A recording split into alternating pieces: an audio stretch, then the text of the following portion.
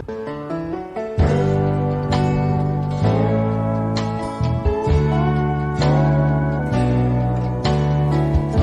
स्वागत है तुहाडा अपने चैनल गगन एजुकेशन दे विच। असी अज दी वीडियो दे विच जो गल करन जा रहे हैं वो साडे करंट टॉपिक्स नूं लैके है, क्योंकि अजकल न्यूज़ दे विच एक विशा चर्चा दे विच चल रहा हैगा ते वो विशा है president election in India. Presidential elections India दे विच होण जा रहीआं नेगीआं 2020 दियां 2022 ਦੀਆਂ ਜਿਹੜੀਆਂ ਰਾਸ਼ਟਰਪਤੀ ਚੋਣਾਂ ਨੇ ਉਹ ਭਾਰਤ ਦੇ ਵਿੱਚ ਹੋਣ ਜਾ ਰਹੀਆਂ ਨੇ, ਤਾਂ ਉਸ ਦੇ ਲਈ ਪੂਰੀ ਤਿਆਰੀ ਹੈ ਜਿਹੜੀ ਉਹ ਕੀਤੀ ਜਾ ਰਹੀ ਹੈਗੀ। ਇਸ ਦੀ ਅਨਾਉਂਸਮੈਂਟ ਹੋ ਚੁੱਕੀ ਹੈ, ਕਦੋਂ ਵੋਟਾਂ ਪੈਣਗੀਆਂ, ਕਦੋਂ ਇਸ ਦੀ ਕਾਊਂਟਿੰਗ ਹੋਵੇਗੀ। ਪਰ ਜਦੋਂ ਅਸੀਂ ਆਮ ਵਿਅਕਤੀ ਨਾਲ ਗੱਲ ਕਰਦੇ ਹਾਂ ਕਿਸੇ ਨਾਲ, ਤਾਂ ਜਿਹੜਾ ਪ੍ਰੈਜ਼ੀਡੈਂਟ ਦਾ ਇਲੈਕਸ਼ਨਸ ਹੈ ਉਸ ਬਾਰੇ ਉਸ ਨੂੰ ਜ਼ਿਆਦਾ ਜਾਣਕਾਰੀ नहीं हुंदी, ਜਾਂ ਇਹਨਾਂ ਇਹ ਵੀ ਕਹਿ ਸਕਦੇ ਹਾਂ ਕਿ ਉਸ ਨੂੰ ਪੂਰੀ ਤਰ੍ਹਾਂ ਨਾਲ ਪ੍ਰੋਸੀਜਰ ਨਹੀਂ ਪਤਾ, ਕਿਉਂਕਿ ਕਦੇ ਦੱਸਿਆ ਹੀ ਨਹੀਂ ਗਿਆ, ਜਾਂ ਫਿਰ ਕਿਤਾਬਾਂ ਦੇ ਵਿੱਚ ਅਸੀਂ ਪੜ੍ਹਿਆ ਹੈਗਾ ਤਾਂ ਉਹਦੇ ਵਿੱਚ ਸਿਰਫ ਇੰਨਾ ਕਿ ਦੱਸਿਆ ਹੁੰਦਾ ਹੈਗਾ ਕਿ ਜਿਹੜੀਆਂ ਪ੍ਰੈਜ਼ੀਡੈਂਟ ਇਲੈਕਸ਼ਨਸ ਨੇ ਇੰਡੀਆ ਦੇ ਵਿੱਚ, ਰਾਸ਼ਟਰਪਤੀ ਚੋਣਾਂ ਨੇ, ਉਹ ਅਸਿੱਧੇ ਤਰੀਕੇ ਨਾਲ ਇਨਡਾਇਰੈਕਟ ਜਿਹੜੀਆਂ ਇਲੈਕਸ਼ਨਸ ਨੇ ਉਹ ਹੁੰਦੀਆਂ ਨੇਗੀਆਂ, ਇਨਡਾਇਰੈਕਟ ਇਲੈਕਸ਼ਨਸ। ਪਰ ਇਨਡਾਇਰੈਕਟ ਇਲੈਕਸ਼ਨਸ ਉਹ ਕਿਵੇਂ ਨੇ, ਇਹਦੇ ਵਿੱਚ ਇਸ ਨੂੰ ਸਮਝਣ ਦੇ ਲਈ ਜਾਂ ਸਮਝਾਉਣ ਦੇ ਲਈ ਸਿਰਫ ਇੱਕ ਗੱਲ ਦੱਸੀ ਜਾਂਦੀ ਹੈ ਕਿ ਭਾਰਤ ਦੇ ਲੋਕ ਸਿੱਧਾ ਰਾਸ਼ਟਰਪਤੀ ਨੂੰ ਨਹੀਂ ਚੁਣਦੇ, ਅਸਿੱਧੇ ਤੌਰ ਤੇ ਚੁਣਦੇ ਨੇ। ਤਾਂ ਇਸ ਵਿਸ਼ੇ ਦੇ ਉੱਪਰ ਸਾਰੀ ਚਰਚਾ ਇਸ ਵੀਡੀਓ ਦੇ ਵਿੱਚ ਹੋਵੇਗੀ, ਕਿਵੇਂ ਅਸੀਂ ਅਸਿੱਧੇ ਤੌਰ ਤੇ ਰਾਸ਼ਟਰਪਤੀ ਨੂੰ ਚੁਣਦੇ ਹਾਂ। ਇਹ ਇਲੈਕਸ਼ਨਸ ਨੇ ਜਿਹੜੀਆਂ ਉਹ ਇਨਡਾਇਰੈਕਟ ਇਲੈਕਸ਼ਨਸ ਇਹਨਾਂ ਨੂੰ ਕਿਉਂ ਕਿਹਾ ਜਾਂਦਾ ਹੈਗਾ, ਜਾਂ ਇਸ ਦੇ ਵਿੱਚ ਕਿਹੜੇ-ਕਿਹੜੇ ਜਿਹੜੇ ਸਟੈਪ ਨੇ ਉਹ ਫੋਲੋ ਕੀਤੇ ਜਾਂਦੇ ਨੇਗੇ, ਕੌਣ ਰਾਸ਼ਟਰਪਤੀ ਦੀ ਚੋਣ ਦੇ ਲਈ ਵੋਟ ਕਰਦਾ ਹੈਗਾ, ਉਸ ਦੀ ਜਿਹੜੀ ਵੋਟ ਹੈ ਉਹ ਕਿਸ ਤਰ੍ਹਾਂ ਕਾਊਂਟ ਕੀਤੀ ਜਾਂਦੀ ਹੈ, ਤੇ ਉਸ ਤੋਂ ਬਾਅਦ ਉਹਨਾਂ ਦੀ ਕਾਊਂਟਿੰਗ ਕਿਵੇਂ ਕੀਤੀ ਜਾਂਦੀ ਹੈ ਵੋਟਾਂ ਦੀ, ਜੇ ਕਿਸ ਪ੍ਰਕਾਰ ਰਾਸ਼ਟਰਪਤੀ ਨੂੰ ਜਿਹੜਾ ਫਾਈਨਲੀ ਕੀ ਕੀਤਾ ਜਾਂਦਾ, ਇਲੈਕਟ ਕਰ ਲਿਆ ਜਾਂਦਾ ਹੈਗਾ। ਇਹ ਸਾਰਾ ਪ੍ਰੋਸੀਜਰ ਅਸੀਂ ਇਸ ਵੀਡੀਓ ਦੇ ਵਿੱਚ ਅੱਜ ਅਸੀਂ ਸਮਝਣ ਦੀ ਕੋਸ਼ਿਸ਼ ਕਰਾਂਗੇ। ਥੋੜ੍ਹੀ ਜਿਹੀ ਲੰਬੀ ਇਹ ਵੀਡੀਓ ਹੋ ਸਕਦੀ ਹੈ, ਕਿਉਂਕਿ ਪ੍ਰੋਸੈਸ ਥੋੜ੍ਹਾ ਜਿਹਾ ਲੰਬਾ ਹੈਗਾ ਪਰ ਸੌਖਾ ਹੈਗਾ। ਆਮ ਭਾਸ਼ਾ ਦੇ ਵਿੱਚ ਤੁਸੀਂ ਇਸ ਨੂੰ ਬੜੇ ਸੌਖੇ ਤਰੀਕੇ ਨਾਲ ਸਮਝ ਸਕਦੇ ਹੋ। ਤੁਹਾਨੂੰ ਸਾਰਾ ਜਿਹੜਾ ਪ੍ਰੋਸੈਸ ਹੈ ਉਹ ਇਸ ਵੀਡੀਓ ਦੇ ਵਿੱਚ ਅਸੀਂ ਸਮਝਾਉਣ ਦੀ ਕੋਸ਼ਿਸ਼ ਕਰਾਂਗੇ ਤੇ ਤੁਸੀਂ ਸਮਝ ਵੀ ਜਾਓਗੇ। ਤਾਂ ਵੀਡੀਓ ਸ਼ੁਰੂ ਕਰਨ ਤੋਂ ਪਹਿਲਾਂ ਅਸੀਂ ਗੱਲ ਕਰਦੇ ਹਾਂ ਕਿ ਭਾਰਤ ਦੇ ਵਿੱਚ ਜਿਹੜੀਆਂ ਇਲੈਕਸ਼ਨਸ ਨੇ ਉਹ ਦੋ ਪ੍ਰਕਾਰ ਦੀਆਂ ਹੁੰਦੀਆਂ ਨੇਗੀਆਂ। ਇਲੈਕਸ਼ਨਸ ਕਿੰਨੇ ਪ੍ਰਕਾਰ ਦੀਆਂ ਹੁੰਦੀਆਂ ਨੇ ਜੀ? ਦੋ ਪ੍ਰਕਾਰ ਦੀਆਂ, ਡਾਇਰੈਕਟ ਇਲੈਕਸ਼ਨਸ ਤੇ ਇਨਡਾਇਰੈਕਟ ਇਲੈਕਸ਼ਨਸ। ਡਾਇਰੈਕਟ ਤੇ ਇਨਡਾਇਰੈਕਟ ਜਿਹੜੀਆਂ ਡਾਇਰੈਕਟ ਜਾਂ ਸਿੱਧੀਆਂ ਚੋਣਾਂ ਹੁੰਦੀਆਂ ਨੇ ਉਹਨਾਂ ਦੇ ਵਿੱਚ ਕੀ ਹੁੰਦਾ ਹੈਗਾ, ਆਮ ਲੋਕ ਨੇ ਜਿਹੜੇ ਉਹ ਇਹਨਾਂ ਚੋਣਾਂ ਦੇ ਵਿੱਚ ਜਿਹੜੇ ਵਿਅਕਤੀ ਖੜੇ ਹੁੰਦੇ ਨੇ ਉਹਨਾਂ ਦੇ ਲਈ ਆਮ ਲੋਕ ਸਿੱਧੇ ਤੌਰ ਤੇ ਜਾ ਕੇ ਵੋਟਿੰਗ ਕਰਦੇ ਨੇ। ਜਿਵੇਂ ਮੰਨ ਲਓ ਸਾਡੇ ਸਰਪੰਚ ਦੀਆਂ ਜਿਹੜੀਆਂ ਵੋਟਾਂ ਨੇ ਉਹ ਪੈਂਦੀਆਂ ਨੇ ਪਿੰਡਾਂ ਦੇ ਵਿੱਚ। ਸਰਪੰਚੀ ਦੀਆਂ ਵੋਟਾਂ ਦੇ ਵਿੱਚ ਕੀ ਹੁੰਦਾ ਹੈਗਾ, ਸਾਡੇ ਕੋਲ ਲਿਸਟ ਹੁੰਦੀ ਹੈ ਵੀ ਆਹ ਬੰਦੇ ਨੇ ਜਿਹੜੇ ਉਹ ਸਰਪੰਚੀ ਦੀ ਉਹਦੇ ਲਈ ਉਮੀਦਵਾਰੀ ਲਈ ਖੜੇ ਹੋਏ ਨੇ, ਤੇ ਆਹ ਬੰਦੇ ਮੈਂਬਰਾਂ ਦੀ ਚੋਣ ਦੇ ਲਈ ਖੜੇ ਹੋਏ ਨੇ। ਤਾਂ ਉਹਨਾਂ ਦੇ ਵਿੱਚੋਂ ਅਸੀਂ ਕਿਸੇ ਇੱਕ ਨੂੰ ਕੀ ਕਰਦੇ ਹੈਗੇ, ਵੋਟ ਪਾਉਂਦੇ ਹਾਂ, ਤੇ ਜਿਹੜੇ ਵਿਅਕਤੀ ਨੂੰ ਜ਼ਿਆਦਾ ਵੋਟਾਂ ਮਿਲ ਜਾਂਦੀਆਂ ਨੇਗੀਆਂ ਉਹ ਵਿਅਕਤੀ ਹੈ ਜਿਹੜਾ ਉਹ ਜਿੱਤ ਜਾਂਦਾ ਹੈਗਾ।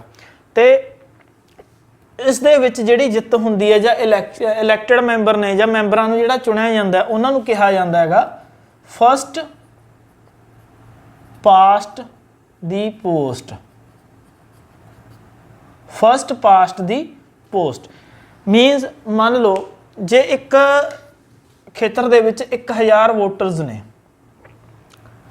ਤੇ ਦੋ ਬੰਦੇ ਜਿਹੜੇ ਵੋਟਾਂ ਦੇ ਵਿੱਚ ਖੜੇ ਹੋਏ ਨੇ, ਤਾਂ ਇੱਕ ਨੂੰ ਜਿੱਤਣ ਦੇ ਲਈ ਕਿੰਨੀਆਂ ਵੋਟਾਂ ਦੀ ਜ਼ਰੂਰਤ ਹੋਵੇਗੀ? 551 ਦੀ। ਠੀਕ ਹੈ ਜੀ, ਦੋ ਮੈਂਬਰ ਖੜੇ ਹੋਏ ਨੇ, 1000 ਵੋਟਾਂ ਨੇ, ਤਾਂ ਇੱਕ ਨੂੰ ਕਿੰਨੀਆਂ ਵੋਟਾਂ ਦੀ ਜ਼ਰੂਰਤ ਹੈ? 551 ਦੀ।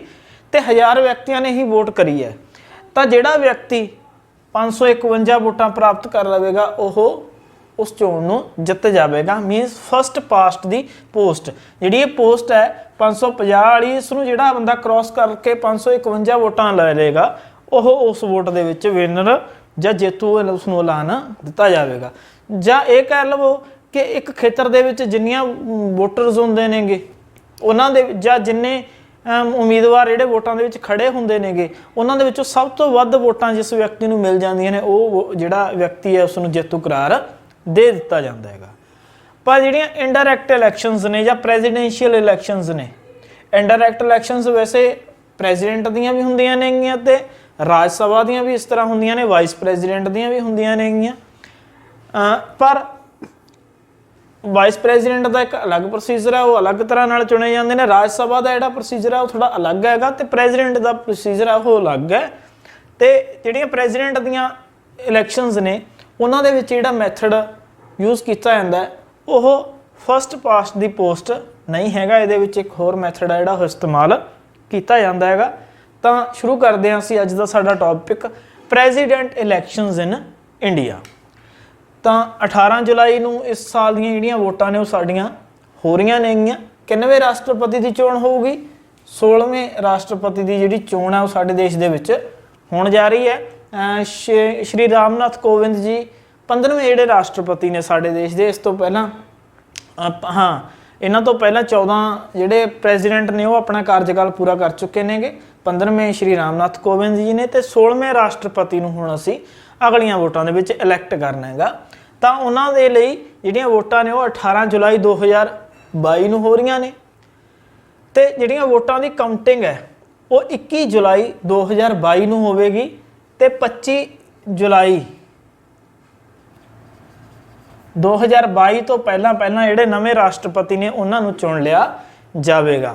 ਇਹਦਾ ਵੀ ਇੱਕ ਕਾਰਨ ਹੈਗਾ ਕਿਉਂਕਿ 25 ਜੁਲਾਈ 2022 ਨੂੰ ਜਿਹੜੇ ਸਾਡੇ ਮੌਜੂਦਾ ਰਾਸ਼ਟਰਪਤੀ ਨੇ ਉਹਨਾਂ ਦਾ ਕਾਰਜਕਾਲ ਪੂਰਾ ਹੋਣ ਜਾ ਰਿਹਾ ਹੈਗਾ ਤੇ ਉਹਨਾਂ ਦੇ ਕਾਰਜਕਾਲ ਪੂਰਾ ਹੋਣ ਸਾਰ ਹੀ ਨਵੇਂ ਜਿਹੜੇ ਪ੍ਰੈਜ਼ੀਡੈਂਟ ਨੇ ਉਹ ਜੁਆਇਨ ਕਰ ਜਾਣਗੇ।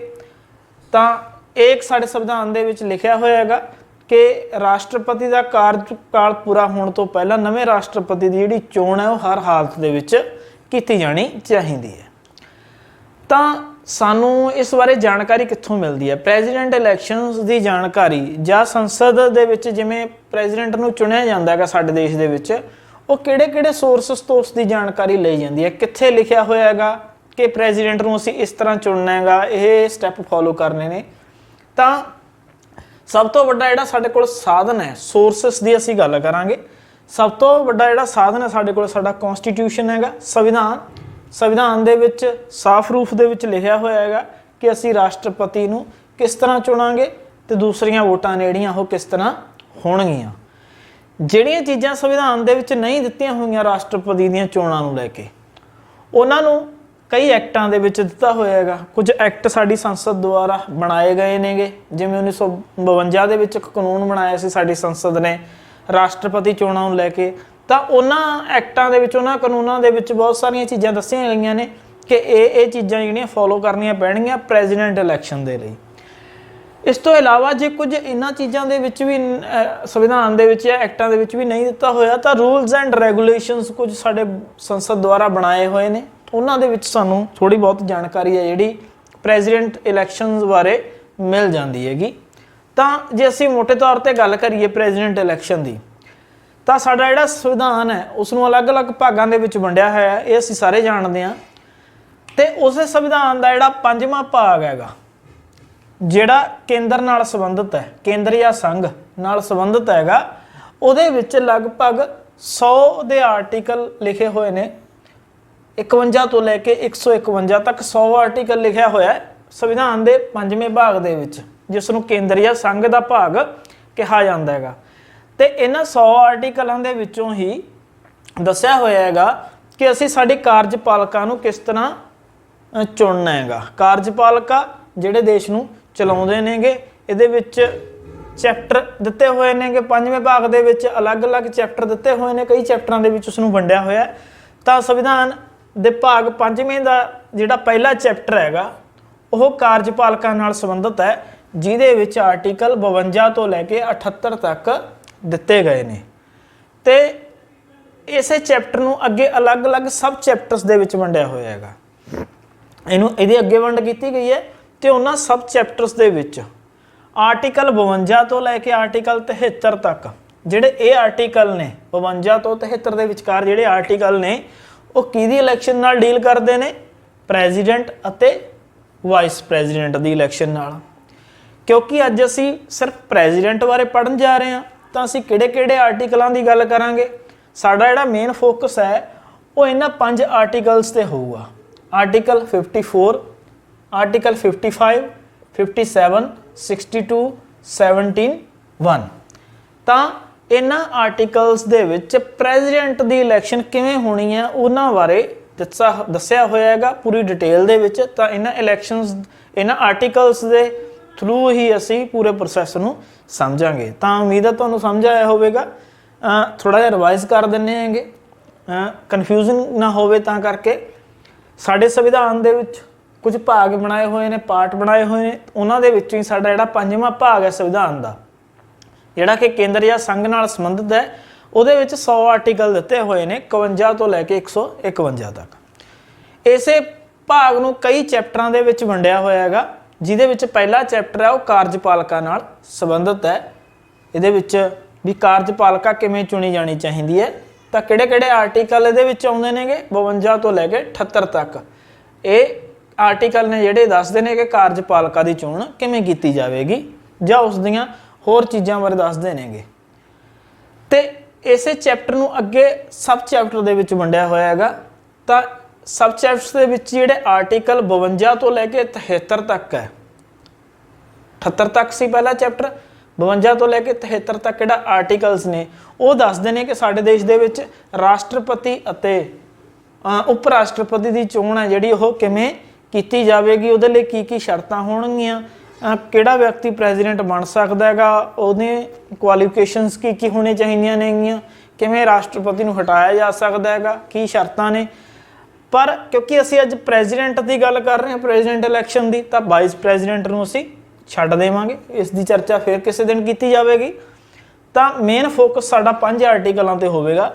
ਆਰਟੀਕਲ 54, 55, 57, 62 ਅਤੇ 71। ਤਾਂ ਇਹਨਾਂ ਦੀ ਥੋੜੀ ਜੀ ਬਰੀਫ ਸਟੱਡੀ ਕਰਦੇ ਹਾਂ, ਫਿਰ ਇਹਨਾਂ ਨੂੰ ਅਸੀਂ ਡਿਟੇਲ ਦੇ ਵਿੱਚ ਵੀ ਕਵਰ ਕਰਾਂਗੇ। ਤਾਂ ਆਰਟੀਕਲ ਜਿਹੜਾ 54 ਹੈਗਾ, ਪਹਿਲਾ ਆਰਟੀਕਲ ਹੈ, ਉਹ ਇਹ ਦੱਸਦਾ ਹੈਗਾ ਕਿ ਰਾਸ਼ਟਰਪਤੀ ਦੀਆਂ ਚੋਣਾਂ ਵਿੱਚ ਵੋਟ ਕੌਣ ਕਰੇਗਾ। ਵੋਟ ਕੌਣ ਕਰੇਗਾ ਮੀਨਸ ਵੋਟਰਸ ਕੌਣ ਹੋਣਗੇ। ਕਿਉਂਕਿ ਅਸੀਂ ਪਹਿਲਾਂ ਹੀ ਗੱਲ ਕਰ ਚੁੱਕੇ ਹਾਂ ਕਿ ਸਾਡਾ ਜਿਹੜਾ ਪ੍ਰੈਜ਼ੀਡੈਂਸ਼ੀਅਲ ਇਲੈਕਸ਼ਨਸ ਨੇ ਉਹ ਇਨਡਾਇਰੈਕਟ ਇਲੈਕਸ਼ਨਸ ਨੇ, ਮੀਨਸ ਲੋਕ ਸਿੱਧੇ ਤੌਰ ਤੇ ਵੋਟਿੰਗ ਨਹੀਂ ਕਰਦੇ ਰਾਸ਼ਟਰਪਤੀ ਦੀ ਚੋਣ ਦੇ ਲਈ। ਤਾਂ ਫਿਰ ਜੇ ਲੋਕ ਵੋਟ ਨਹੀਂ ਕਰਦੇ ਤਾਂ ਲੋਕਾਂ ਦੇ ਬਿਹਾਫ ਤੇ ਕੌਣ ਵੋਟ ਕਰੇਗਾ ਰਾਸ਼ਟਰਪਤੀ ਦੀ ਚੋਣ ਦੇ ਲਈ, ਕਿਵੇਂ ਉਸ ਨੂੰ ਚੁਣਿਆ ਜਾਵੇਗਾ। ਤਾਂ ਇਹਦੇ ਵਿੱਚ ਵੋਟਰਸ ਦੀ ਗੱਲ ਕੀਤੀ ਗਈ ਹੈ। ਇਸ ਨੂੰ ਅੱਗੇ ਡਿਟੇਲ ਦੇ ਵਿੱਚ ਸਮਝਾਂਗੇ ਕਿ ਕਿਹੜੇ-ਕਿਹੜੇ ਵਿਅਕਤੀ ਰਾਸ਼ਟਰਪਤੀ ਦੀਆਂ ਚੋਣਾਂ ਦੇ ਵਿੱਚ ਵੋਟ ਕਰ ਸਕਦੇ ਨੇ। ਆਰਟੀਕਲ 55 ਇਹਦੇ ਵਿੱਚ ਇਹ ਦੱਸਿਆ ਹੋਇਆ ਹੈ ਕਿ ਰਾਸ਼ਟਰਪਤੀ ਦੀ ਜਿਹੜੀ ਚੋਣ ਹੈ ਉਹ ਕਿਵੇਂ ਹੋਵੇਗੀ, ਉਸ ਦਾ ਪ੍ਰੋਸੀਜਰ ਕੀ ਹੋਵੇਗਾ, ਕਿਹੜੇ-ਕਿਹੜੇ ਸਟੈਪ ਨੇ ਜਿਹੜੇ ਉਹ ਫੋਲੋ ਕੀਤੇ ਜਾਣਗੇ। ਠੀਕ ਹੈ ਜੀ। ਕਿੰਨਾ ਚਰਨਾਂ ਦੇ ਵਿੱਚ, ਜਿਵੇਂ ਲੋਕ ਸਭਾ ਦੀਆਂ ਜਾਂ ਸਰਪੰਚੀ ਦੀਆਂ ਜਾਂ ਲੋਕਲ ਬੋਡੀਜ਼ ਦੀਆਂ ਵੋਟਾਂ ਹੁੰਦੀਆਂ ਨੇ, ਉਹਦੇ ਵਿੱਚ ਇੱਕ ਪ੍ਰੋਸੀਜਰ ਹੁੰਦਾ ਹੈਗਾ ਵੀ ਪਹਿਲਾਂ ਇਹ ਚੀਜ਼ ਹੋਊਗੀ, ਫਿਰ ਉਸ ਤੋਂ ਬਾਅਦ ਇਸ ਤਰ੍ਹਾਂ ਹੋਊਗਾ, ਫਿਰ ਬੂਥ ਬਣਾਏ ਜਾਣਗੇ, ਉੱਥੇ ਲੋਕ ਸਿੱਧੇ ਤੌਰ 'ਤੇ ਜਾ ਕੇ ਵੋਟਿੰਗ ਕਰਨਗੇ, ਫਿਰ ਕਾਊਂਟਿੰਗ ਹੋਊਗੀ, ਵੈਲਿਡ ਇਨਵੈਲਿਡ ਵੋਟਾਂ ਦੀ ਗੱਲਬਾਤ ਕਿਸ ਤਰ੍ਹਾਂ ਹੋ ਸਕਦੀ ਹੈ, ਉਹ ਸਾਰਾ ਕੁਛ। ਤਾਂ ਇਸੇ ਤਰ੍ਹਾਂ ਰਾਸ਼ਟਰਪਤੀ ਦੀ ਚੋਣ ਦੇ ਲਈ ਵੀ ਇੱਕ ਪ੍ਰੋਸੀਜਰ ਦਿੱਤਾ ਹੋਇਆ, ਜਿਹਦੇ ਬਾਰੇ ਆਰਟੀਕਲ 55 ਦੇ ਵਿੱਚ ਦੱਸਿਆ ਗਿਆ ਹੈਗਾ ਕਿ ਇਹ ਚੋਣ ਕਿਵੇਂ ਹੋਵੇਗੀ। ਉਸ ਤੋਂ ਬਾਅਦ ਆਰਟੀਕਲ ਜਿਹੜਾ 57 ਹੈਗਾ, 56 ਨੂੰ ਛੱਡ ਦਿੱਤਾ ਹੈ ਕਿਉਂਕਿ ਜਿਹੜਾ 56 ਆਰਟੀਕਲ ਹੈ 56(1) ਦੇ ਵਿੱਚ ਇਹ ਦੱਸਿਆ ਗਿਆ ਕਾਰਜਕਾਲ ਕਿੰਨਾ ਹੋਵੇਗਾ, ਕਿ ਭਾਰਤ ਦੇ ਰਾਸ਼ਟਰਪਤੀ ਦਾ ਕਾਰਜਕਾਲ ਜਿਹੜਾ ਉਹ 5 ਸਾਲ ਦਾ ਹੋਵੇਗਾ। 57 ਦੇ ਵਿੱਚ ਭਾਰਤ ਦਾ ਰਾਸ਼ਟਰਪਤੀ ਕਿੰਨੇ ਵਾਰ ਚੋਣਾਂ ਵਿੱਚ ਭਾਗ ਲੈ ਸਕਦਾ ਹੈ, ਮੀਨਸ ਇੱਕ ਪ੍ਰੈਜ਼ੀਡੈਂਟ ਹੈ ਜਿਹੜਾ, ਉਹ ਇੱਕ ਬੰਦਾ ਜਿਹੜਾ ਪ੍ਰੈਜ਼ੀਡੈਂਟ ਬਣ ਗਿਆ ਉਹ ਕਿੰਨੇ ਵਾਰ ਰੀ-ਇਲੈਕਟ ਹੋ ਸਕਦਾ ਹੈ।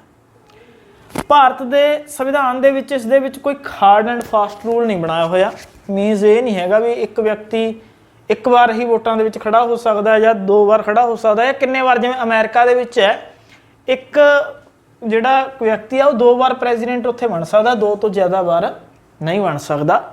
ਇਹ ਜਿਹੜਾ ਰੂਲ ਹੈਗਾ ਉਹ 1940 ਦੇ ਕਰੀਬ, ਜਿਹੜਾ 40 ਦਾ ਦਹਾਕਾ ਸੀਗਾ, ਉਦੋਂ ਬਣਾਇਆ ਗਿਆ ਸੀ। ਜਿਹੜੇ ਰੂਜ਼ਵੈਲਟ ਨਾਮ ਦੇ ਉੱਥੇ ਪ੍ਰੈਜ਼ੀਡੈਂਟ ਸੀਗੇ, ਉਹ 4 ਵਾਰ ਵੋਟਾਂ ਦੇ ਵਿੱਚ ਖੜੇ ਹੋਏ ਸੀ ਤੇ 4 ਵਾਰ ਲਗਾਤਾਰ ਜਿੱਤ ਗਏ ਸੀ।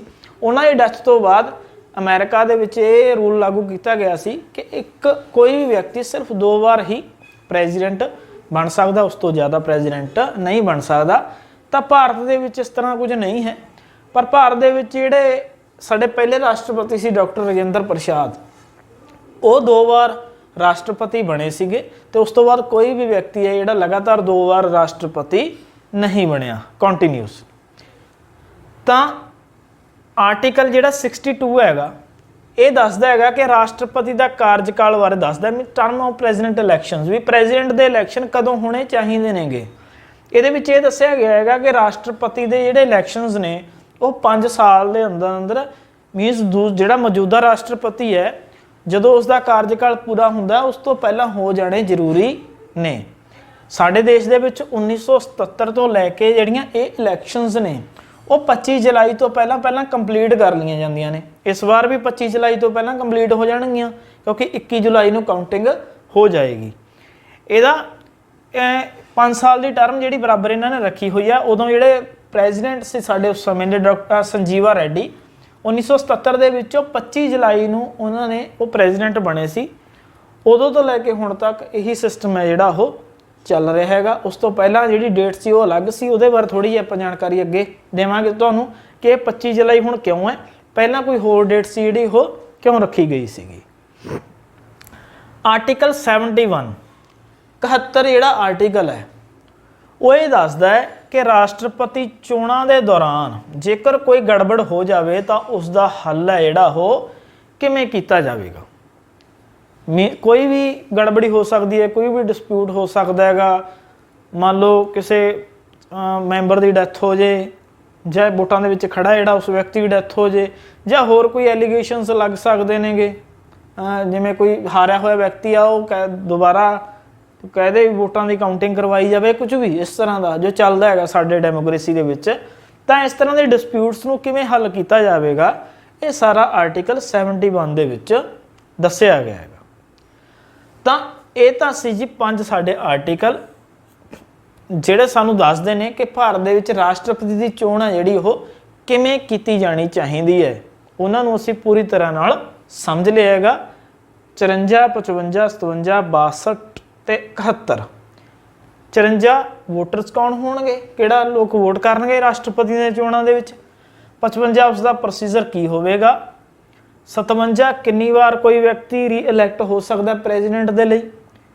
ਕਾਰਜਕਾਲ ਕਿਵੇਂ ਹੋਵੇਗਾ, ਕਦੋਂ ਉਸ ਦੀਆਂ ਵੋਟਿੰਗ ਕਰਵਾ ਲੈਣੀ ਚਾਹੀਦੀ ਹੈ, ਜੇ ਕੋਈ ਗੜਬੜੀ ਹੋ ਜਾਂਦੀ ਹੈ ਤਾਂ ਉਸ ਦਾ ਹੱਲ ਜਿਹੜਾ ਕਿਵੇਂ ਕੀਤਾ ਜਾਵੇ ਉਹ 71 ਦੇ ਵਿੱਚ ਦੱਸਿਆ ਗਿਆ ਹੈਗਾ।